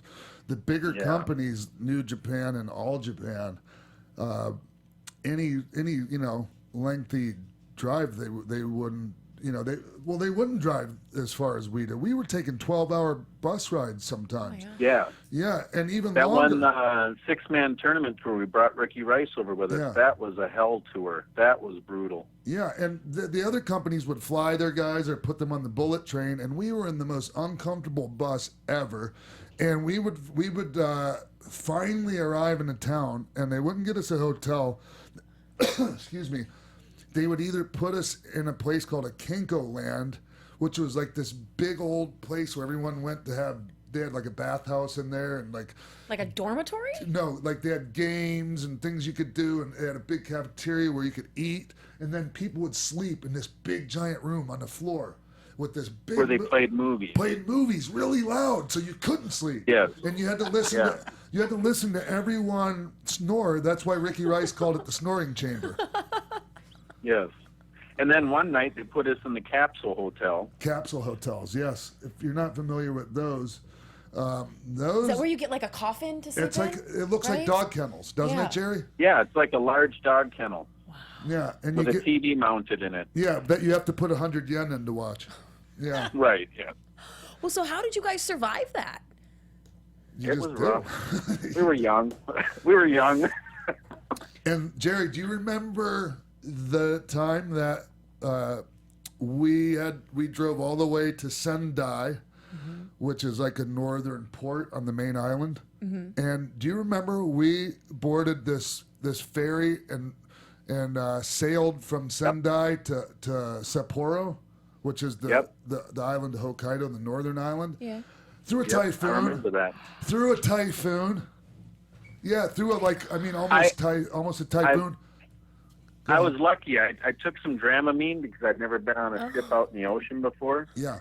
And it must have knocked me out or something because I slept great. And when I got up, you had told me we went through a typhoon, and I said, "Really?" Yeah. I said, "Well, I'm glad I was asleep." Huh. So yeah, we're on this boat, right? Mm-hmm. And it's rocking and going, hitting the waves so hard that there's like a bathhouse part in the boat, and all the water is spilling out of the baths and everything. It was just a complete mess, and it sucked. And even on that boat, the promoter tried to get us to sleep on the floor somewhere, and like that was when Jerry, there was a big meeting that happened that night on the boat, and that's when that was the end of Universal Pro and the beginnings of Michinoku Pro. Mm-hmm. Correct? Because I remember, I don't know if it was that boat trip or I know it was probably the night of the Capsule Hotel. A lot of the Mexican wrestlers were pissed. Yes. And I know they all had a meeting, and they said, and then after that meeting, it was no more Capsule Hotels. Right, and when we're talking about Mexican wrestlers, we're talking about the cream of the crop of the Mexican legends. wrestlers. Dos Caras, El Hijo del Santo, Blue Demon Jr., Villanos, Los Brazos, Kendo. I mean, big name talent here. So they had some clout to throw around. Yeah, and they're trying to make Dos Caras sleep on the floor. I can see doing that to us and some of the young boys. I don't agree with it, but I can see it. These guys, though. Right. So that was pretty much, I think that was the end. And I separated my shoulder that night, and you got screwed on your payoff. I'm pretty sure they never ended up paying you. I think, the last trip I did get screwed, yep. Wow. Oh, yeah, they were, I remember they were like, we'll send it to you. And I'm like thinking, yeah, right. Nobody, if you leave. And that was the 10th tour. Was it? No, I'm trying to, 8, let's see, 9. That was the 8th tour I went over for them. And so how was I to think I was going to get screwed? Because I got paid every time before, Yeah.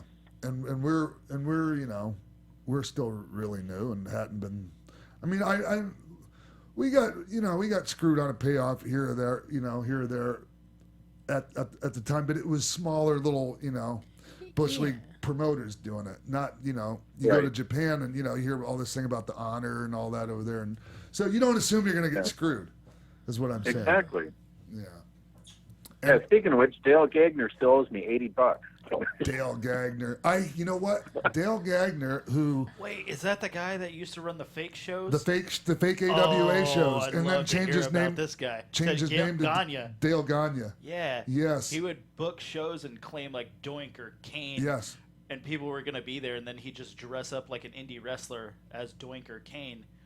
Yeah. Oh, man. Oh, yeah. No, I mean... See, the thing is we got some payoffs up at Dale Gagner. And then, there was always, when he would come around, you would get, 2-3 good shows, but you knew, eventually everyone's going to get screwed.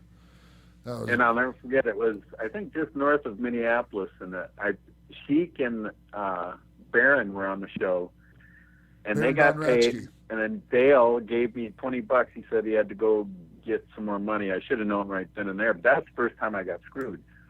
And he fled out the back door. I'm lucky I got the 20 because most of the other guys didn't get anything. Yeah. His name came up through my agent about a year ago, or maybe a little bit more, and I just said, I don't really, at this point in my life... You said, I want my money. No, I don't. Even if I got my money, I don't want to be associated with something like that might end up, being a bad deal for a local charity or something like that. So no thanks. Yeah. No thanks. But so Jerry, hey, do you remember what when we did that photo shoot at that lighthouse up on that cliff in Duluth, up past Duluth? No, in Japan. Oh, no, I don't. I just remember. It was when we were on the Northern Island, and they took you and I. They were going to do some big magazine article on it. They took us out to this famous park or lighthouse up on this cliff. And I'll never forget that because it was one of the most beautiful places on earth I've ever seen. And you could see out down and these cliffs were high. Yeah. And out in the ocean, you could see these big ships, but they looked so tiny. It was just, and the sun was going down. It was just amazing. And that island, the northern island, Hokkaido, is really, truly one of the most beautiful places on earth. It really is. So, and Jerry, I'm pretty sure they took us to this bear farm. Do you remember going to a bear farm? Just some weird stuff. The bears would stand up and they'd wave like for you to throw peanuts at them. Yeah. Yeah. They would gesture to you, throw it to me, because they'd all stand up and try and get all the food thrown to them. Jerry, so I'm assuming that was your last shot for Universal Pro. How long did it take you to end up going to Michinoku? I can't remember exactly, but I only went for Michinoku 3 times. And you wore a mask and played one of Tiger Mask's rivals from the cartoon? I only did the mask once during their Masked Man tour. What was the name of the mask? Not Masked Man tournament. It was called Gorgota Cross. And I didn't know it at the time. I just, I had, before they brought me in for that tour, Brad had called me and asked me to come out to his camp and help train some of the guys. Yeah. And I said, sure. And that's when I said to him, I said, Brad, I said, it's been 7.5 years. I said, what do I got to do to get a break? And he said, well, it's all television now. He says, you got to come up with something that's visual that'll grab people's attention. And right away I thought of all the mask gimmicks and we'd seen in Japan, and I thought no one in the States has been doing it. And so I was working at a screen printing shop at the time, and I had one of the guys in the art department help me come up with a gimmick, and he designed the JL gimmick. Yeah. And I had showed Brad that. Well, first I had I think I had gone to that's when I went to go do the mask tournament for Michinoku. I brought the outfit with me because I wanted to get a mask over there made. Because the people who made my outfit didn't know how to make a mask. And so I showed the outfit to Sasuke, and he says, please wear your outfit, but with their mask. And that way the people won't know who you are. Because I wrestled the first 2 shows with just my short blue trunks and their hood. Yeah. And so... but I didn't know it at the time, but Gorgota Cross was a Mexican wrestler's gimmick, and I felt bad for wearing it then. But it was I think a cartoon or something. Yeah, originally it was a cartoon character that was the nemesis of Tiger Mask. Okay. So the Mexican guy, he stole it too, basically. Oh, okay, all right. So don't feel bad. So, and it was nice at the end of the tour. Sasuke hands me a mask he had made for me and says, here, this is for you. Didn't charge me or nothing. Aww. And back then, and he had it made by that premier mask guy in Japan too. So that mask would have probably cost me $250, $300 to have made. At least back then even, yeah. Whatever happened to it? Do you still have it?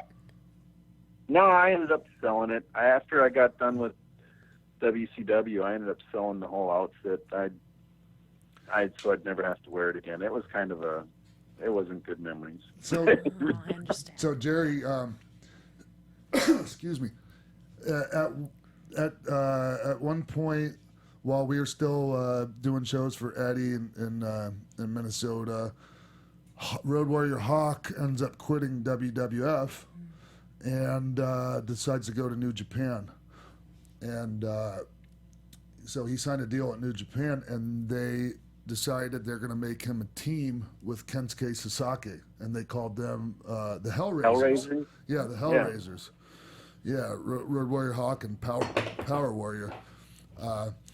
And so the first match that the Hellraisers were to have was going to be at Roper's in Fridley, that little bar that you saw us. Oh, wow. Yeah.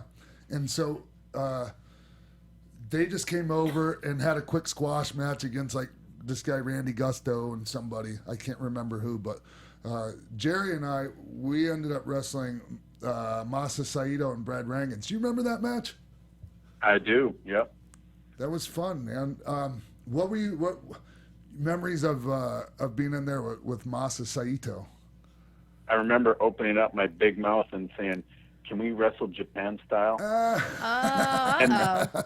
And Masa says, "What's Japan style?" Right. You know? Yeah. Yeah. And the first clothesline he gave me, I think he about tore off my head. And I think I don't know if he felt bad or what, or if he didn't realize how short I was. Because the next time he clotheslined me, I jumped up, assuming it was going to be right at the throat, and he went low and got me like right in the rib cage. Yeah. And when I started lighting him up when I was in there with him, and I went to shoot him in, and I said, "Reverse clothesline me." That was a huge mistake. Huge. But you know what? Being in that match ended up helping get me in the New Japan Super Junior tournament. Mm-hmm. So, cool. Yeah, and then I'm pretty sure you were there right after I was. For New Japan? Yeah. I went there when I was in WCW, and it was a nightmare, and it was horrible. I felt, it was one of my goals to get over there for New Japan, and the second day on the tour, I broke my foot. So Black Cat gave me some Percocets so I could keep wrestling. So I'd take a perk before each match so I could wrestle. But here I am, I got a broken foot and limping like crazy, when it would wear off, and it was horrible. And then I think after 2 weeks, I took off to drop kick one of the Mexicans, and he just moved on me because, most of the matches were ad-libbed. Right. Except for the go-home, And I landed straight up and down on my head and shoulder, and I messed my shoulder up. Well, the next morning, I could barely even get dressed. And so I asked Masa if I could have just a day off to let my shoulder heal up a little bit. And he says, "No, we'll send you home." Because I think he knew because of my foot I was messed up. Yeah. And here's the kicker, too. One of the days, we were in Nagasaki, and which is one of the cities we bombed in World War II, Yeah. And walking anywhere, you could just still see and feel the hatred on everyone's faces. And I'm thinking, I wasn't even alive when this happened, Yeah. Well, they bring me to this clinic to get x-rays on my foot, and it's like some third world, filthy, it didn't even look like a clinic. And then the doctor comes out and says to the guy who took me there, "I don't know why he's crying. His foot's not broke." Well, when I get back to the States, just for work, for WCW, I right away go to the hospital there in Atlanta, get my x-rays, and the x-ray tech, it's not even the doctor, the x-ray tech comes out and says, "So where does it hurt?" And I said, "Right here." And she goes, "Well, it should, it's broke." Huh. So I worked 2 weeks with a broken foot and then messed up my shoulder, got sent home a week early, so it was just a disaster. And even Brad called me and asked what happened. And I told him, he says, "Well, why didn't you say something right away?" I said, It's kind of, right or wrong, it's kind of instilled in us not to say anything.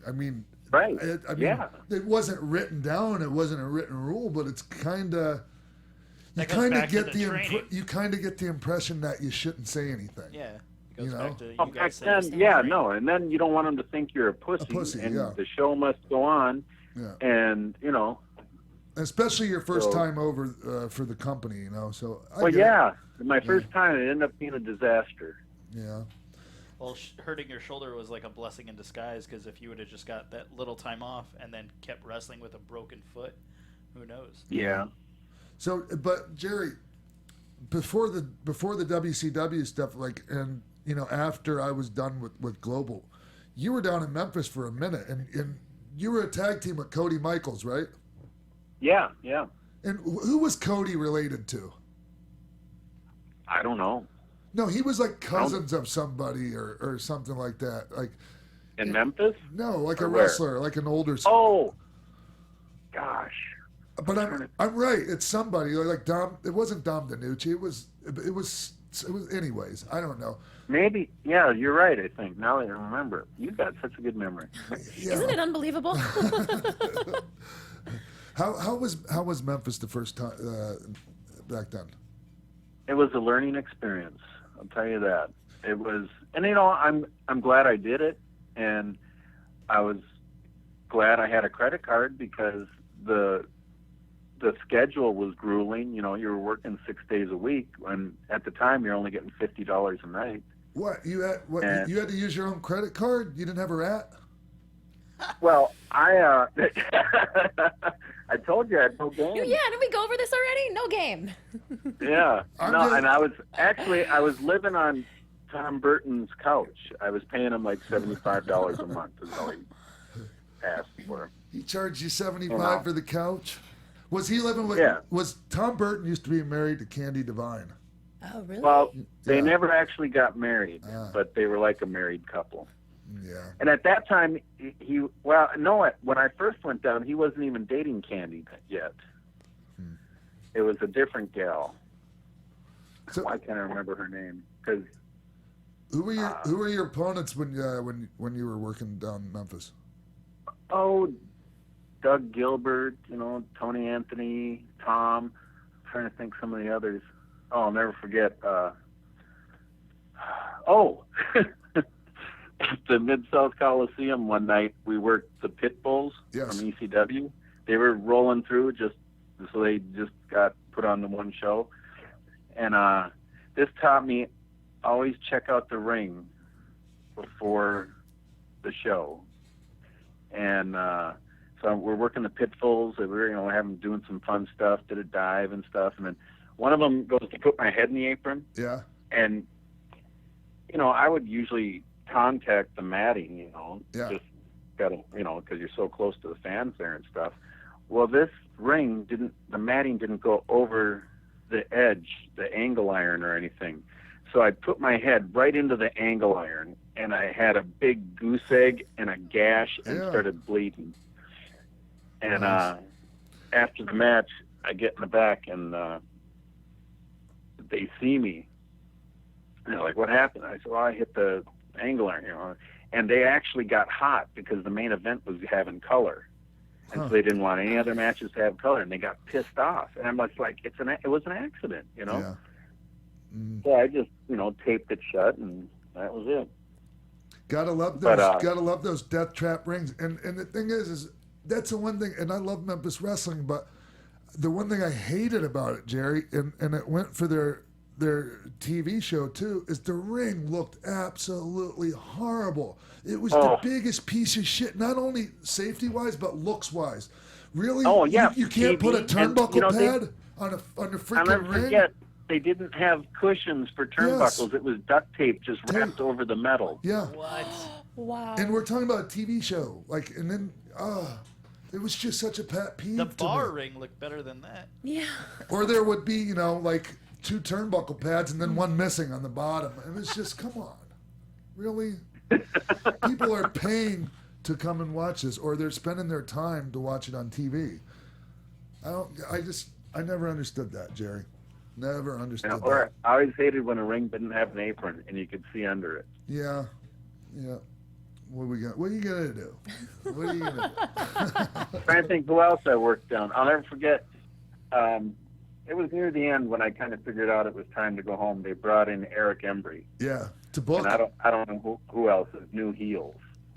Yeah. And so they had me pretty much get squashed by Eric Embry, and I remember Jamie Dundee was the ref, and on the finish, Jamie gets the 1, 2, and he goes, pull the tights. And Eric Embry's like, F you. And I just thought, wow, this is just fun.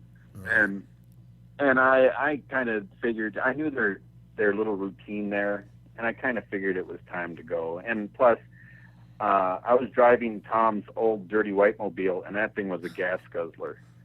And, there's so much driving on that schedule. So I kind of knew it was time to go. And so I asked Eddie Marlin, I said, and you know me, I don't care about losing or anything like that. Pin me, pay me. It all pays the same. Sure. But I wanted to learn how to work. And I'd already done squash matches for the AWA, WWF, and I went down there because I wanted to learn how to work. And I said to Marlon, I said, are you guys going to just start squashing me and Cody now, or what?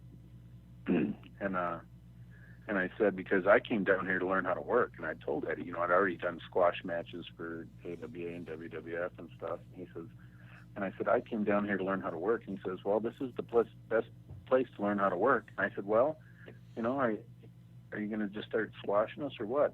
And I said, because if you are, I think I'm going to go home. Yeah. And the houses were starting to get a little down. I can't remember, because it was near, I think it was like in February or something. February or March, and he says, well, now's the time to really stick around because the houses are going to start picking up. Yeah. And I said, I don't know. I said, or I can't remember. Right before that, he said, when I said, are you just going to start jobbing us out? He says, well, I haven't heard from the office. And oh, God. At that moment, I thought, he thinks I'm a complete idiot because Yep. he is the office. I haven't heard And from them. I don't thought, know. I'm not some typical stupid jabroni, And at that moment in time, that just made up my mind when he said, I haven't heard from the office. I knew it was time to go. So I said, well, after this weekend, I'm going to head home. And the nice thing was, he gave me the number and address of whoever in the office was cutting the checks. And they actually did mailed me my last check. Oh, very cool. Huh. Very cool. Do you remember, did you deal with Jerry Jarrett at all? No, not a lot back then. It was mostly Eddie. And here's the scary part. Eddie's the one who called me and said, come on down, and brought me down there. Right. And the first show, Eddie did a disappearing act. He wasn't around for 2 weeks. Now, we're not talking about Eddie Marlin. We're talking about Eddie Gilbert now, right? Right. Eddie Gilbert, yes. And I'm thinking, I am screwed. Eddie Gilbert brings me down, and all of a sudden he disappears for 2 weeks. Yeah. Yeah, and that was right around the time, because I was at a convention with Eddie Gilbert not long after that, and he was acting fairly irrational. And I'd never been around people that were on different substances before like that, and so I didn't know what was up. But it wasn't long after that he'd passed. So. Right. But it was, I tell you what, Jerry, it was an honor to just be around the guy. Tell me about it. He was one of my favorites of all time to watch. And I was just floored when he actually called me and wanted me to come down to Memphis. I just thought, man. Wasn't it an honor to be to have somebody like Eddie Gilbert tell you they like your work? And, yes. I mean, wow, yes. Eddie Gilbert just told me that. And here's the thing about Eddie Gilbert. Really small guy that didn't work small. He was really smart. He knew how to work as a main eventer, even in a small body. And that's for everyone out there that's on the smaller side that, doesn't like to be pigeonholed into working a cruiserweight division or whatever. Watch how Eddie Gilbert worked. Watch how he worked. That's how you should be working. Not exactly like it, but, just watch that, and it's Eddie Gilbert's just amazing. Take some notes. All right. Well, so Jerry, did you head home to Minnesota after that? Yeah, after both Memphis and Global, because Memphis, it was tough travel schedule because you had Sunday off, and I lived in Nashville because that was right in the center of the whole territory, and so Sunday was off. Monday you'd drive from Nashville to Memphis through Mid-South Coliseum, but you'd drive right back to Nashville after the show because Tuesday night you were in Louisville at the Gardens, and you usually stayed overnight there because Wednesdays you were in Evansville, Indiana at the Coliseum there, and then right after that show head back to Nashville because Thursday and Friday were spot shows anywhere from Mississippi, Arkansas, Alabama, wherever. Right. And depending where that was, you a lot of times would stay there because Saturday morning was live Memphis TV, and then right after that head to Nashville for Saturday night at the fairgrounds, and that was every week. And so I was just putting all my gas on my credit card, and then some food, and I wouldn't stay at. I think only in Louisville I would stay at a hotel, and but everywhere else, like there was a lot of times on the way back from Memphis to Nashville, I couldn't make it all the way. I'd pull off the interstate, pull onto the entrance ramp, and park on the shoulder and take a couple-hour nap, and then hit the road again. Jerry, at that time, were you a father yet? That was no, because that was in the winter of '90 and '91, and Erica was born in '93. Huh. I don't know why I thought you were. I thought you were a father around the same time I was, but I guess I don't remember everything correct, do I, Jerry? But when I mean, it wasn't that long after that, and how did that affect the career, Jerry? We never talked about a lot of this stuff. That made it a lot harder, because when I got the deal with Atlanta with WCW, because at first I was on just a nightly deal, so they were flying me from Minneapolis, and then when I messed up my arm, I was out for 9 weeks, and when I came back, they gave me a year contract, but said I had to move to Atlanta. So I moved to Atlanta, but I was flying home once a month to see Erica, and a lot of those plane tickets were like $800 because I never knew what weekend or when I could have off until the last minute.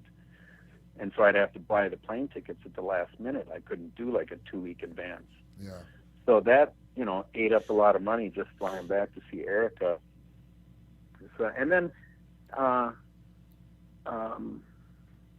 after WCW was done, I think I moved to Orlando because I thought if any wrestling doors didn't open up, I could try and get some stunt work at Disney or Universal or something. That's not a bad. That's not a bad idea. Yeah. That's a pretty good idea. Yeah. And Florida living is cheaper than a lot of areas in the country. No state taxes. Right. But I was lucky that Paulie, right after WCW was done, I had a tryout match with Taka Michinoku for WWF. Right. And it was initially going to be a Monday Night Raw, but it was preempted because of the Westminster Kennel. Every year, Jerry. Every year we used to get so pissed. Once a year we used to get so pissed because we had the highest rated show on USA, and they would preempt us for the dog show. But that was before I was a huge dog lover. Now I totally get it. Get it, Jerry. My favorite part is watching the handlers run alongside the dog. Yeah. I used to drive me nuts. So it ended up being one of them Friday night specials. Yeah. Shotgun Saturday night? No? No, it'd be not when a they shotgun Saturday. It was a Friday night it's deal. Going to be on Friday this week. All right. But so when Paul Heyman saw that match, he knew I wasn't under contract with WCW anymore, so he had Candido get a hold of me, and Candido called me and said, "Hey, Paulie wants to know if you want to come in for a couple shots." And here's the funny thing. When I was in WCW living in Atlanta, I'd get together with my buddy, and I think it was at like 2 o'clock in the morning, we'd watch ECW. On Sports Channel America or something like that? Probably. Yeah. And I swore up and down, I said, that is one company I will never work for, because these guys are hitting each other in the head with frying pans and microwave ovens and anything the fans would hand them over the rail. And then I'm sitting there watching Balls and Sandman trade chair shots, and I'm going, I will never wrestle there. And so when Candido calls me up and says, "Hey, Paulie wants to know if you want to do a couple shots," I go, "Okay." I go, "Here's how much I want." And I go, "One more thing." I said, "I don't want some idiot hitting me in the head with a frying pan." Right. And Case says, no, we got our wrestlers and we got our brawlers. And I said, okay. So I lucked out that a wrestling door opened up then. And Jerry, your run in ECW was stellar. And can you talk about what was different working with Paul E. and how he used you compared to some of the other companies? Well, I guess Paulie was always just a genius at, using people's strengths to their benefit and hiding their their weaknesses, you know. Yeah. But and I wish I'd have had more time to work with Paulie. I was kind of pissed off at the end when I got screwed out of so much money, but when I think about it, I wish I could have had more time to work with him and stuff. And I kind of felt bad. There was so many times where, he'd want me to do promos at the time and stuff, and at the time, I wasn't interested in cutting promos. You're pretty disgruntled? Yeah, I don't know. I guess at the time, how can I put this? Throughout my whole career, people have said, well, Jerry can't talk. He can't cut a promo. Well, here's the problem. Give me something that I would actually say and something that would make sense, and I will cut you a promo. Yeah. I did one in TNA with AJ where I pretty much, told a true story, and I accidentally GD'd on live pay-per-view, and I got in trouble for it, and I don't even like to GD, right. And I just got carried away because I wanted people to believe this promo because it was true. Yeah. But the one thing I've hated most of my career is being handed something to say or given something to say that I wouldn't say this. Yeah. And what always drove me nuts is like when two guys are in the ring, each with a microphone, trying to out-funny each other and have their own death comedy jam. I'm just thinking to myself, if I'm standing in front of someone and I've got a mic and they got a mic and he says something to me and insults me that bad, I'm going to smash that mic over his head or something. I'm not going to stand there and listen to it. And that always drove me nuts about the business. And I understand that it changed into more entertainment and stuff, but I just miss the old days when it was about more realism, and two guys getting in the ring and if it gets to the point where you're both pissed at each other, it's like, all right, let's go, Jerry, so when you would talk in ECW, are you saying that your promos were the verbiage was given to you? Well, Paulie was a genius at promos. I mean, he can cut the greatest promos. Yeah. But he would get me confused. He would say, well, I want you to say this, blah, blah, blah, blah, blah, blah, blah, blah, blah. And he'd rattle it off. And so I'd try and cut the promo, and it wouldn't go good. And then he'd say, well, try this, blah, blah, blah. And he would change it up. And then I would get even more confused and whatever. Yeah. And so and at the time, so I think I would just get frustrated and be like, all right, well, let's just get this over with. Sure. So. And it's, Jerry, I've been, it might be a shocker to some people, but I've never been known for having, consistently great promos myself. Go on. No. Go figure. Get out of town. All your really emotional promos are your best ones. Like he's saying, like the ones where we're real, TNA, whenever we're real, and it's just. Remember, Sean, at TNA when they came in and had us do our gimmick, and we cut that first promo that went long, and when we were done with that, I looked over at the crew and everyone was, their jaws were wide open and their eyes were bugging out. They were like, what the hell? Yeah, and I, you know what, Jerry? Speaking of our stuff in TNA, I'm really proud of that. Very proud. We had a hell of a match. I mean, for people that don't know, this was in the period before TNA got their deal on Fox Sports. Yeah.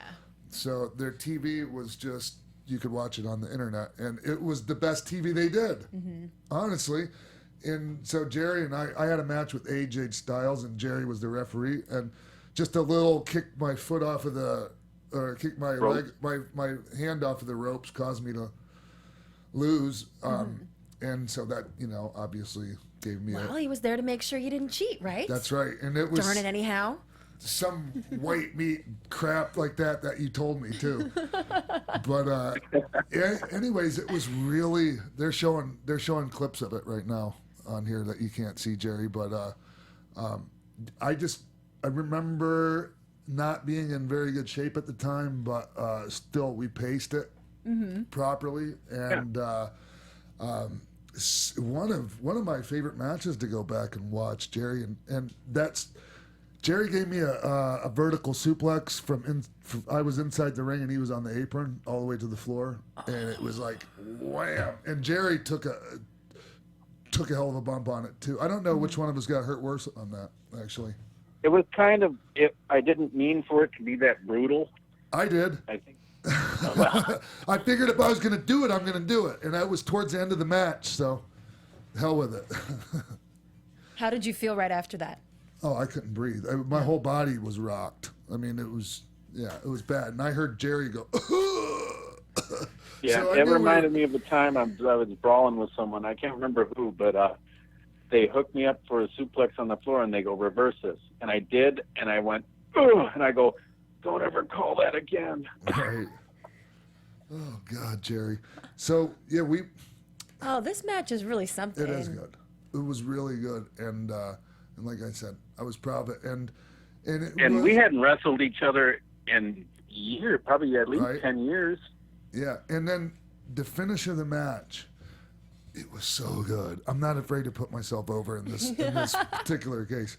Us over, not me. Jerry won, and Jerry beat me. Oh, yes, I forgot. This was awesome. Jerry beat me with the exact same move, a victory roll, that we did in one of our PWA matches, which only meant something to us, but it was cool. And afterwards, like, we did the big, and the people they bit hook, line, and sinker, didn't they, Jerry? Yep. I was crying, and I'm hugging Jerry. I love you, man. And as soon as I get finished hugging him, I give him like this shoulder breaker thing. And you should, because the people were hooked. We had him. And then I took him to the floor, ran his shoulder into the post, put his arm against the rail, and took a chair. And you take a chair to my arm to the rail? Against your shoulder, yeah. Yeah. Well, that's right, because they had played that thing about when Hoovy messed my shoulder up. Oh, poor Hoovy. Bless his heart.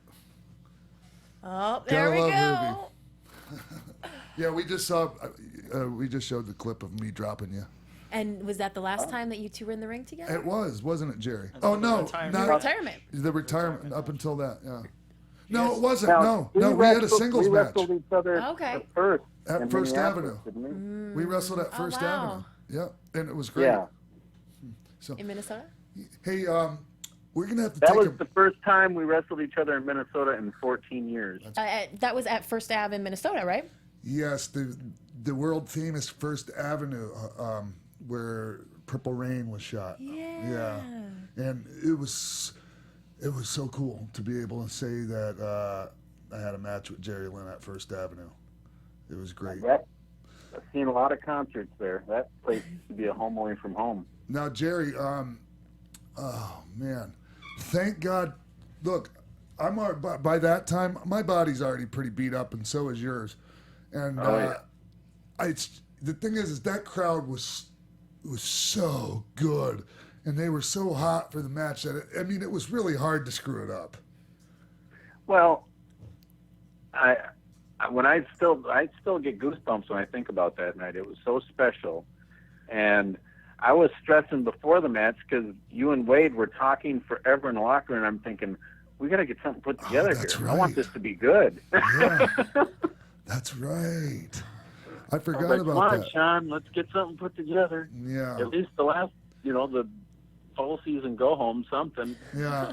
I'm sitting there talking to Wade Keller and smoking pot at the same time before the match even starts. Anyways, but wow, it was such. Okay, the match was great, but it was like the aftermath, which was to me extremely special.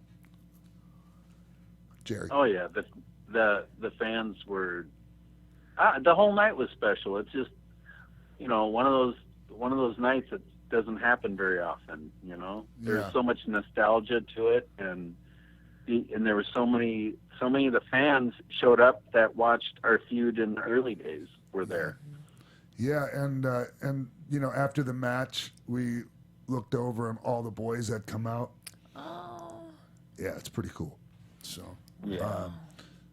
Everybody got in the ring. The kids came in the ring. Our kids, and it was just never forget it, Jerry. Never forget it, man. I was thinking that I might not be I thought at that point I didn't have a whole lot longer left to wrestle. I can't believe I'm still doing this crap. That's what I was thinking the other day. I'm like, how is Sean's body taking this so long? I can tell you how nobody does anything offensive to me anymore. I tag in, I do my spin kicks, my leg drop, my Bronco Buster, tell everybody to suck it, and that's all they want to see from me, Jerry. Thank God. Because that's all you're getting. Well, hit the hits. Near the classics. Near the end, I figured out a gimmicky thing to do it. Yeah. And at the end of every comeback, I called it the Rolling Fireball of Doom. Yeah. And that was kind of a rib on all these weird names for moves, like a Shining Wizard and whatever. Yeah. So, and what I would do is I'd have, bust out my comeback, have the guy selling in the corner, and I'd run from the other corner, do a forward roll, pop up, and thumb him in the eye. Nice. And it always get the greatest reaction of the match because, everyone's thinking I'm going to do some forward roll and jump up into something spectacular, and it was as simple as a thumb in the eye. Well, okay, Jerry, how do you feel about that? All of the crazy moves that you've done, all the risks you've taken to get a reaction, and the biggest reaction you end up getting is from a forward roll into an eye poke. I wish I'd learned that a lot earlier in my career. I wouldn't be in such bad shape now. Here's the thing, Jerry. It wouldn't have worked that early in your career because nobody cared about you enough yet. That's, does that? Maybe I said that wrong, but that makes sense. When they don't have an emotional investment in us, when we don't have emotional equity, little things like that don't work yet. Yeah, that makes sense. Well, plus, it was my fault too because.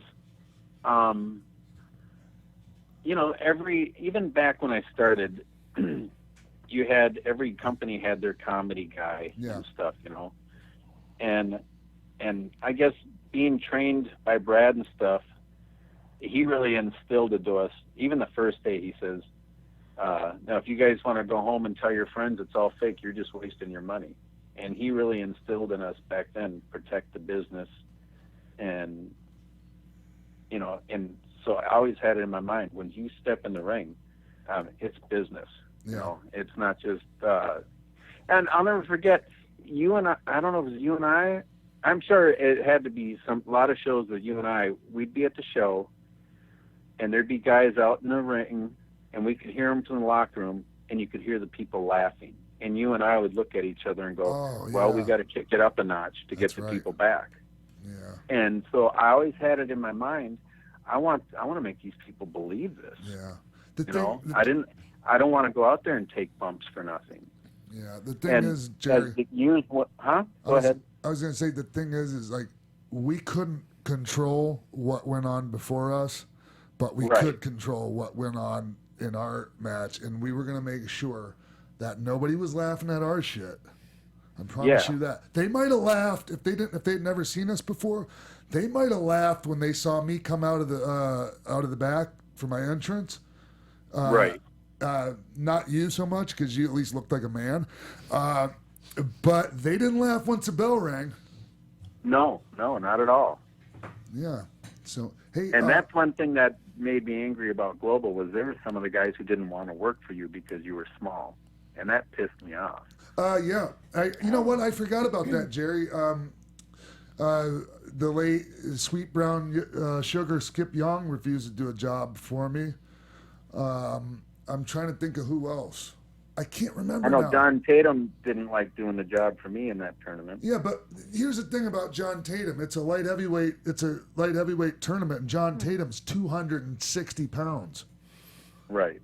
I didn't get that part. It was like, can't we bring I could tell during the match he wasn't thrilled about it. Of course. And you know what? Looking at it from his point of view, I can understand somebody feeling that way, but I just disagree with it, Right.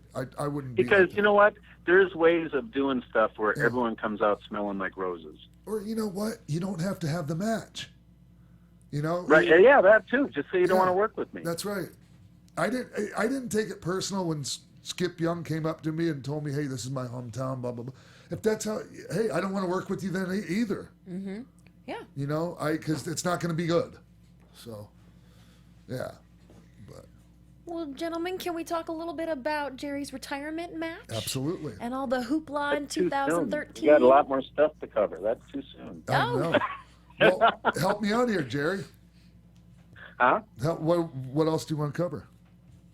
I don't know. What were? I went off on a tangent. I'm sorry. I do that sometimes. I do that when I do seminars too. Yeah. So I was talking about when I do the rolling fireball of doom and stuff. Yeah. And you know, it was my fault. I know the business slowly changed and evolved to just more entertainment, and there was no way to make the people believe this was real anymore.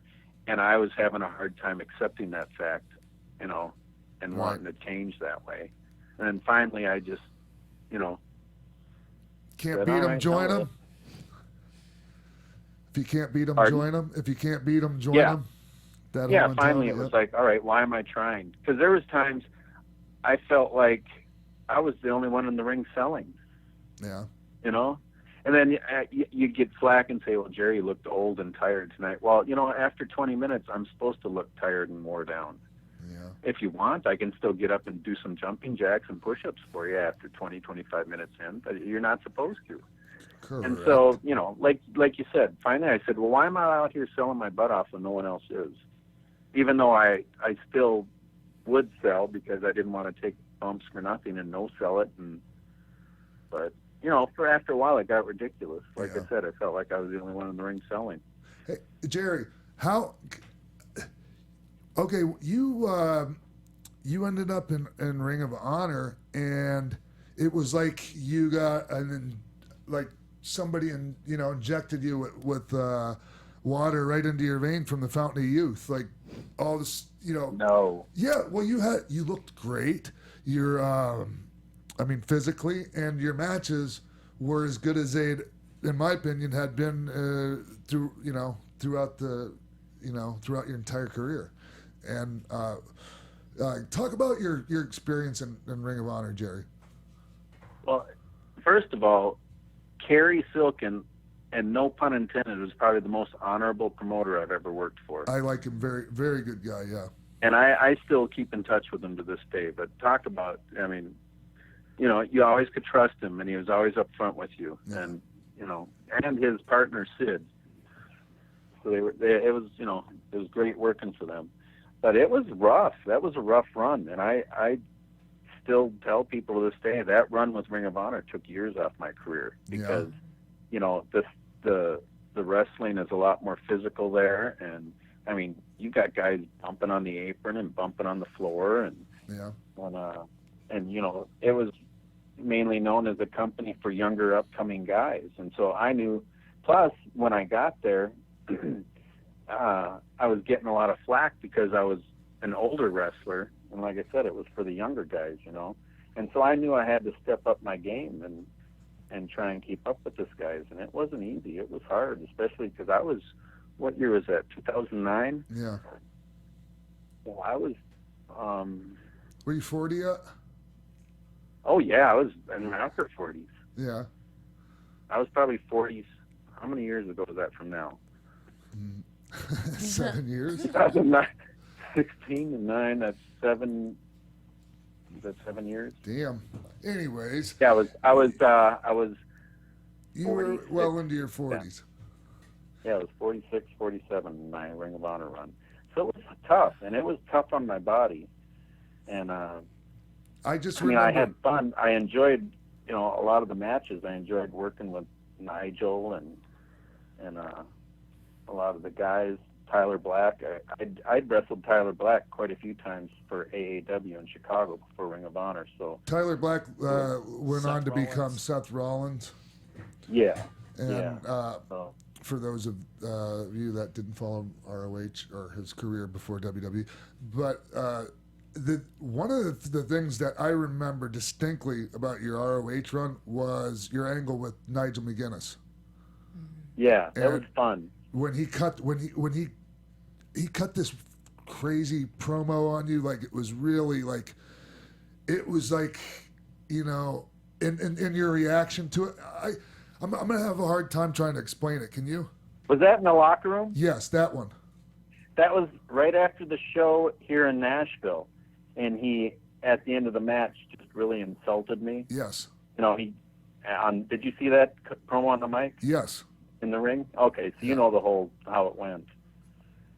But he put you down, he insulted you, and it was kind of like the kind of insult like somebody would hear behind the scenes, more so than a wrestling promo. Like, you're old, right. da-da-da, and your reaction to it really it created something that felt so real, Jerry. And I cut a promo in the back on him like something you'd only hear behind the scenes. Yeah. Because I don't know if people could catch it because I said it so loud and angry and fast, but I pretty much said, if you'd have done that back in the day, I said someone would have shit in your bag and threw it out the door and you'd have never been seen again. You know, Gee, I wonder who that someone would be.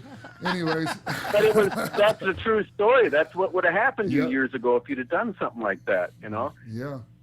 Wow. You'd have had the crap kicked out of you. They'd have crapped in your bag, and you and your bag would have been tossed out the back door, and you'd have never been seen in the business again. And that's what I basically said in that promo. Now, how much of that was, like I said, I'm not afraid to say I'm still a mark. How much of that was a work, and was any of it, like, legit? No, that was all work. Nice. You had me, See, man. That's what I mean. I can cut a promo. That's what pisses me off when people say, oh, Jerry can't talk. Well, give me something I would really say. That's you right. know? Or That's just what give always you a situation pisses me off. and let you come up with your own thing to say. How about that? Yeah, give That's me a the good bullet idea. points and let me do it how I would do it. But Yeah. don't try and make me be something I'm not. Yeah. That's what always drove me nuts. And it wasn't long after that, your ROH run, Jerry, that you and I had this match at First Ave, that we already talked about. And what did you do after that? After that match we had at First Ave? What did I do? Yeah, as far as like, you can, because you didn't retire yet. No, I guess I just did a bunch of indies, got my own gigs, and that was it. Yeah, and then because not long after that, I think is when I was supposed to have that match with RVD for TNA's hardcore pay-per-view, and I was training and hurt my back and had to get back surgery, and that pretty much ended my full-time career. And I thought, well, I'll just wrestle part-time. And every time I'd wrestle after that, my body would just start screaming at me, what are you doing? Yeah. And so I knew that the end was coming. When do you remember when you actually made the decision? Okay, I'm going to have my retirement match. It's going to be here, and then how you felt and about it after that. After you decided this is it. When I knew the day was. I knew my time was coming to an end, but I didn't know exactly when or how or who I was going to wrestle or anything. Right. But I was wrestling for Pro Wrestling Syndicate in New Jersey. And I was wrestling Dan Moff, I think. Yeah, Dan Moff, yeah. Big Dan, yeah. And during the match, I did the little flippy off the apron onto him, and he hit the back of his head on the floor pretty good. And I didn't know, and he didn't say anything, but he was pretty concussed. Yeah. Well, near the end of the match, we had a spot where he overhead pressed me, and we would spin right into a spinning DDT off the overhead press. Yeah. And we did that. And he didn't take the bump good because he was concussed and jammed his neck good and got a bad stinger. Oh, no. So right after that, we were going home, and I pretty much I knew something was wrong because we had a couple of short little quick spots, and everyone was getting flubbed up somehow. And I pretty much had to pull him on top of me for the pin. Yeah. And after that, he rolled out of the ring onto the floor, and the ref came over to me, and said he can't feel his legs. And right then and there is when I decided, all right, I'm retiring at the end of the year. And I think that was in June or something. And while they were looking at him, I grabbed the mic and was going to eat up time while they were looking at him. And I announced right then and there to the crowd that this was my last year. And I was going to eat it in December. That's when the light bulb went off and said, I'm pushing my luck. Yeah. So... I'm not sure what went into. I just remember you reaching out to me, asked me if I'd be in the match, and I didn't know who or what, or where. I was thinking, well, probably out east on a bigger indie show. And then, Kathy Carlson. Yeah. Well, she called me up and was telling me, asking me about, where you're going to have your last match and blah, blah, blah. And I was thinking out east. She says, well, you really should do it in Minneapolis. And I said, yeah, you're probably right. She said, well, talk to Heavy D. He'll promote it. And Dave so I called Sabick. Heavy D. Dave Sabick, Heavy on Wrestling. Yeah. And so, and I kept thinking, well, who should I wrestle? Should it be someone I've never wrestled before? And then just one day, I think I was at work even, all of a sudden a light bulb went off, and I said, well, I know Sean's got to be in it. And then I thought, well, why not, I had feuds with you, Horace, and JB, so I thought, why not have feuds with, or why not have the match with guys I had feuds with early in my career? I thought it'd be just more nostalgic. Yeah. And I thought that would be perfect. I just remember, this is the thing, what a loaded card it was, too. So many people came to pay respects and, and all that. Al Snow was there. I don't want to leave anybody out. There were so many people there. But the one thing, and I definitely owe you a huge apology for this, is that was your night. And I came in and I was so difficult to try to put a match together or even just come up with like what the match was actually going to be. It's your night, not mine. And I was such an asshole, which is so apropos that I ended up tearing my asshole. So, yes. Well, I wouldn't say you're an asshole, but when we were all sitting together putting the match together, I was starting to get frustrated. I'm thinking, this is being too difficult. Yes. I was thinking to myself, I just want to have a hot match, have some really good falsies going home, and and I thought, this is too hard putting this match together. It shouldn't be this difficult. That's right. And I don't think it was just you. I think it was a little bit of everybody. Well, what was the issue? The issue was I wanted it to be my way because I thought I knew better than everyone else. Okay. It didn't matter, I knew better, and that's the way it was, and it was just bullshit. Were you intoxicated? No, but I still wasn't. No, it's fine. Yeah, no, but I still wasn't where I am today, as far as I still have a long way to go. Don't get me wrong, but that would not have happened with me today, Jerry. It's just I'm at a different place in my life. I'd like to think so, anyways. But what's your memories of that night, Jerry? I don't. It was all kind of a blur, really. Really, you didn't have you weren't. It wasn't like heavy on your mind. This is it. This is I'm not going to do this anymore after tonight. No, actually, it was a relief. Wow. To tell you the truth, because I don't know if I should say this, but say it. Say it.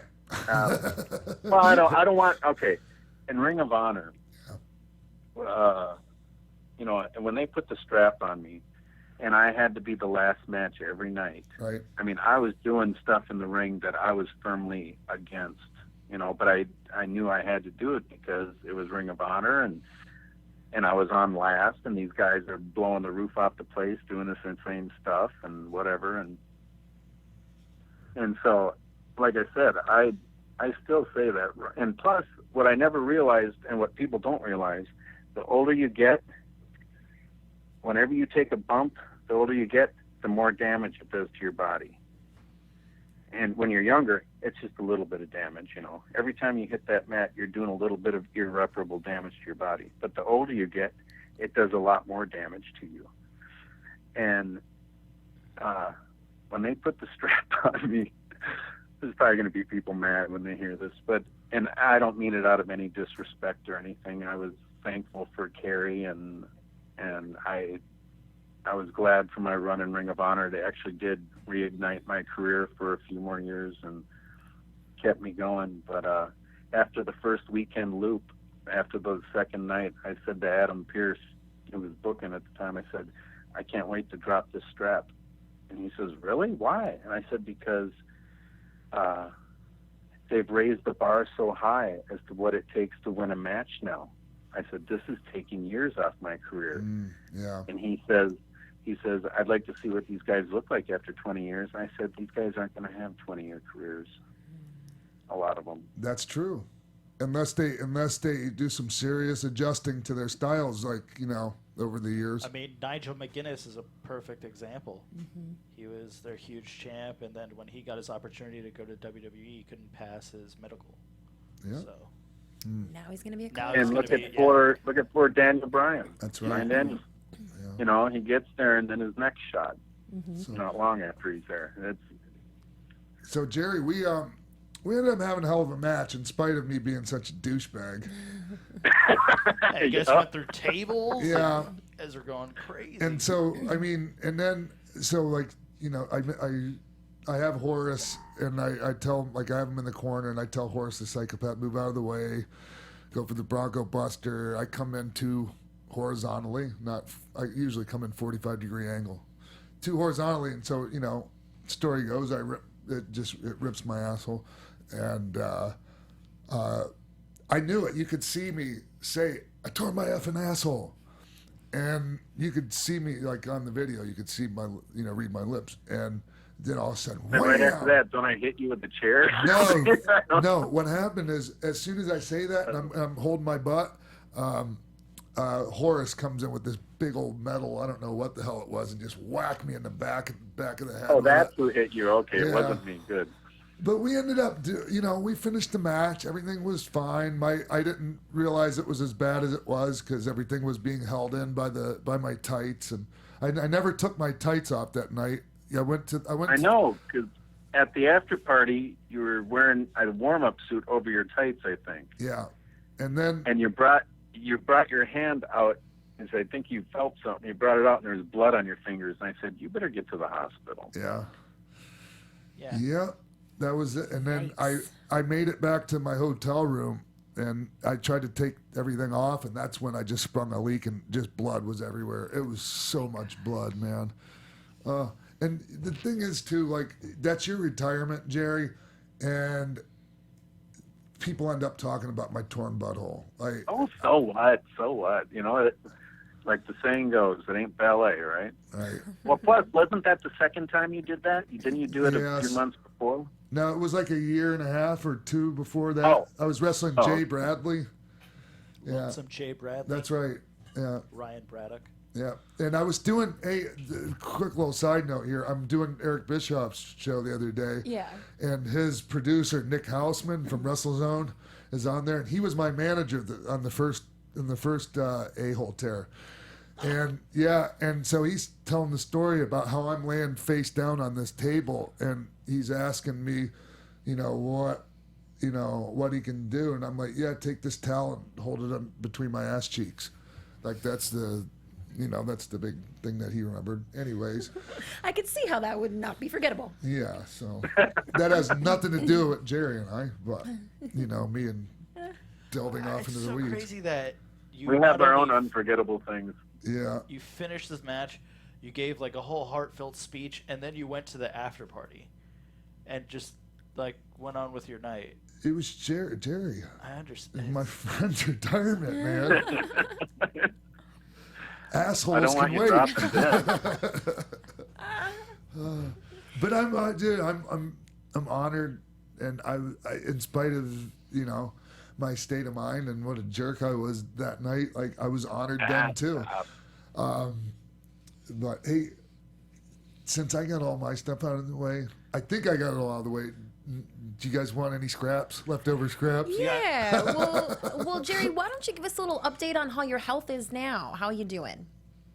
Oh, I just got an MRI yesterday for my hip because I've been going through all this stuff trying to figure out what's wrong with my back because of this pain in my left leg and hip and stuff. And so when I found out about the neck, I also have a bulging. My lowest disc is bulging, and then I went and got another MRI this year, and he's not sure if it's the bulging disc now because the two joints up above it are so full of arthritis. He thinks it's closing the gap around the nerves. Is it stenosis? Spinal stenosis? Yeah. Okay. I went through a series of 3 spinal injections to see if that would help. That didn't do any good. You had epidurals? So yeah. And they so didn't I finally work? went. Pardon? They didn't work at all? Nothing? No relief whatsoever? No, I still have this pain in my outside of my glute, and then down the outside of my leg and calf. So I talked. One of my uncles got both hips replaced, and I asked him. I didn't even tell him what was going on with me. I asked him his symptoms, and it's exactly what was happening to me. So I called my surgeon and got him to prescribe an MRI on my hip. So I just had the MRI done yesterday.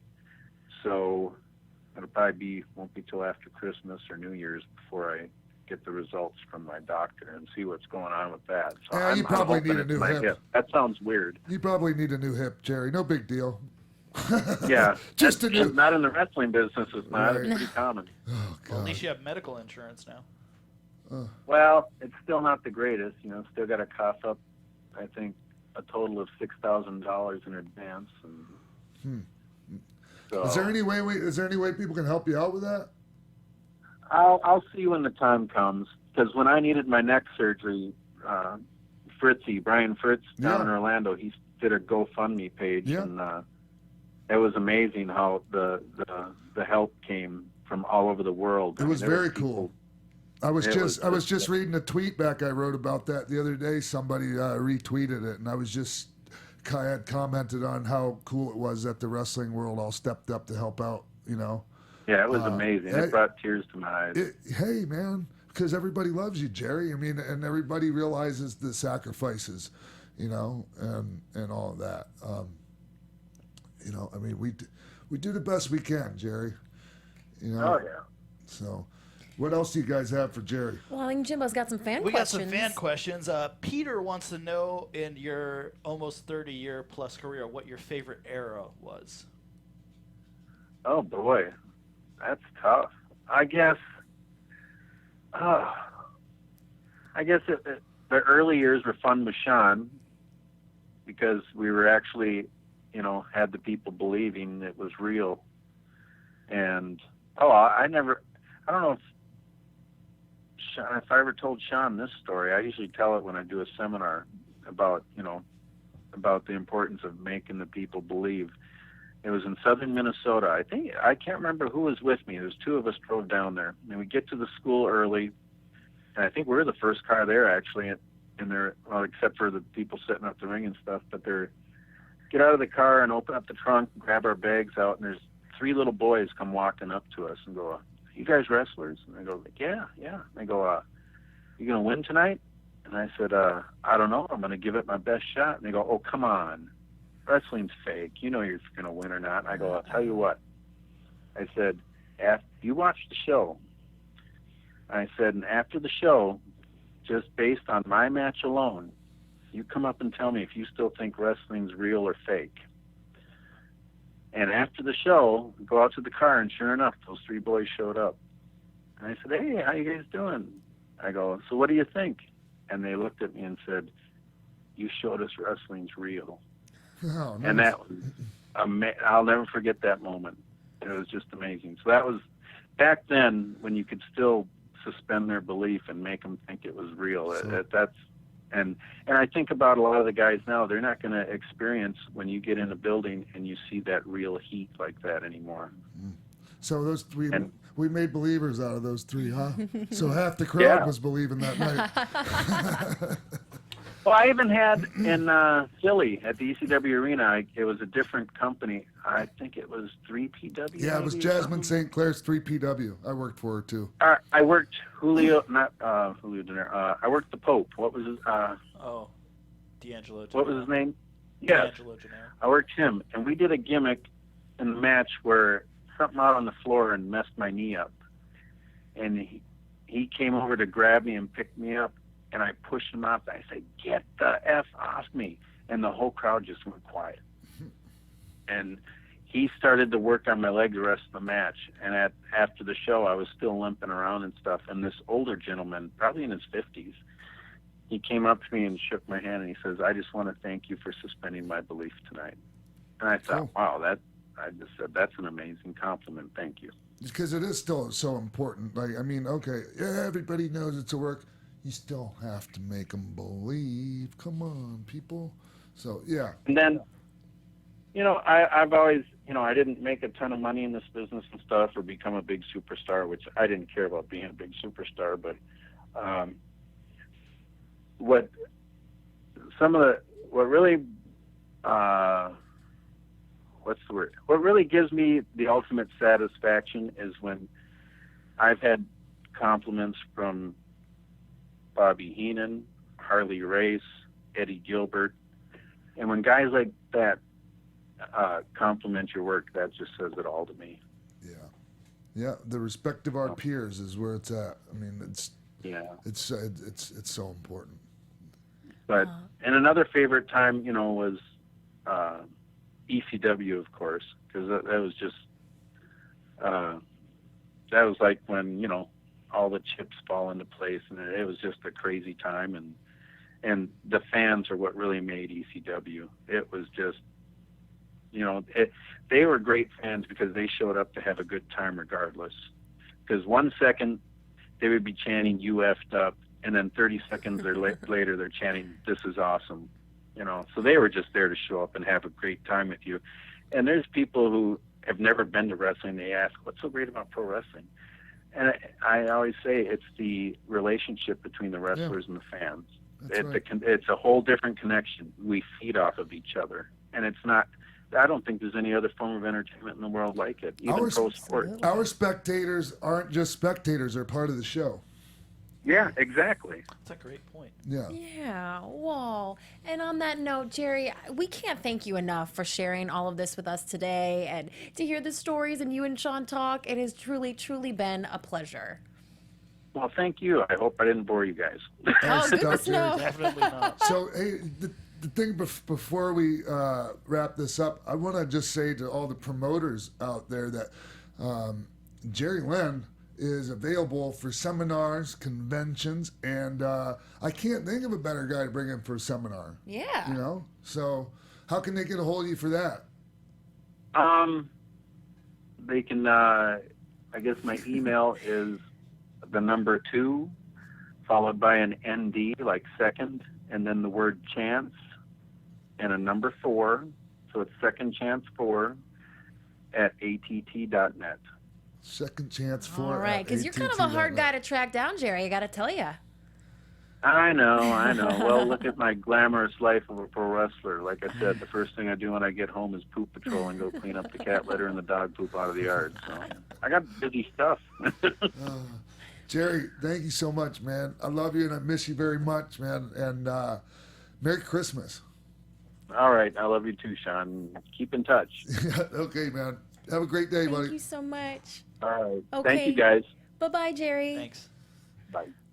Wow, that was truly unbelievable. And we will be right back with more X-Pac 12360.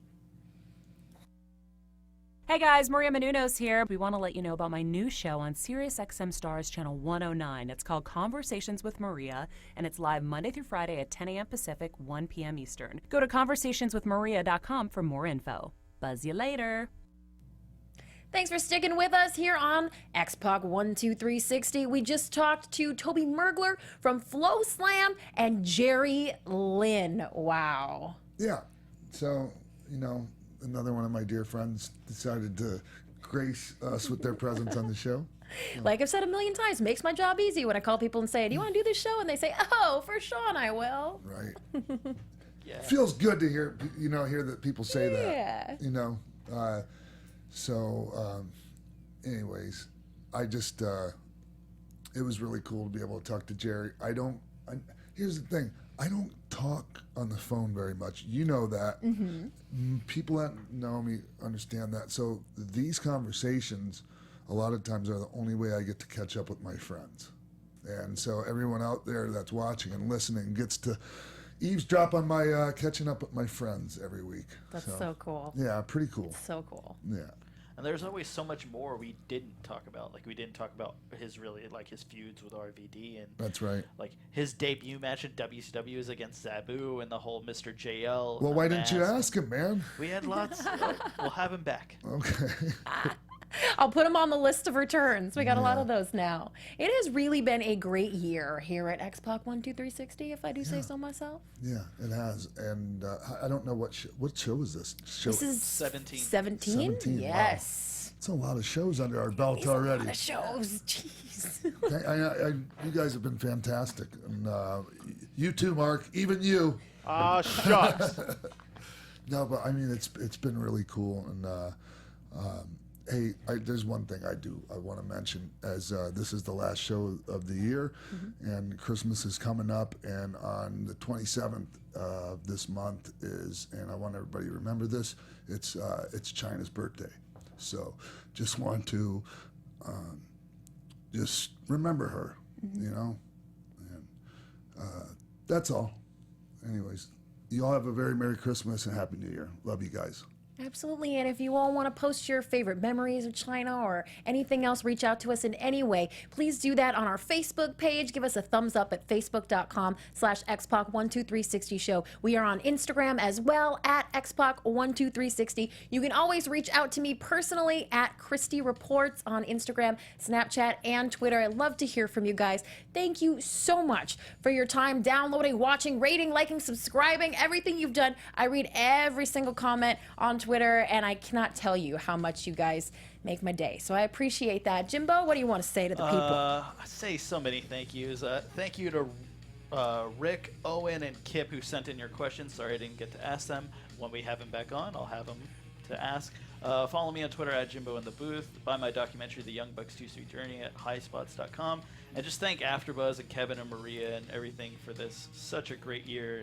Leaps and bounds. I remember doing my one-on-one meeting last year with Keven, and him asking me, like, what do you want to do? And we'll try and get you on Lucha Underground, and maybe we'll have a wrestling show you could talk about. And now I'm on a wrestling show with X-Pac and Christy. So. Yeah, here I am. And I think that's a good opportunity for us to thank you, Sean. I gotta tell you, it's a real pleasure to sit here with you every week and be a part of this. So thank you so much. And if the people want to tell you what they think about the show, give you compliments, all kind of good stuff, where can they do that at? At The Real X-Pac on Twitter, and then at Real X-Pac on Instagram.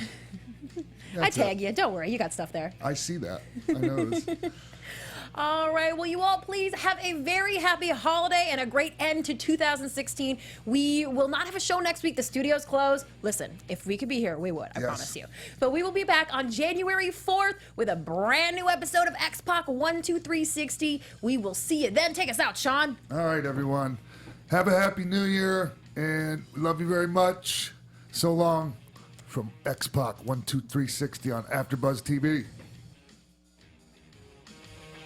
From executive producers Maria Menounos, Phil Svitek, Keven Undergaro, show producer Jimbo Frank, managing editor of AfterBuzz Wrestling Christy Olson, and managing producer of AfterBuzz Wrestling Mark Bidonica, and the entire X-Pac 12360 staff, we would like to thank you for tuning in. Feel free to like us on Facebook, rate and comment on iTunes and YouTube, follow X-Pac on Twitter at TheRealXpac, and email us at xpac12360show@gmail.com. This has been a presentation of the AfterBuzz TV Network. Buzz you later!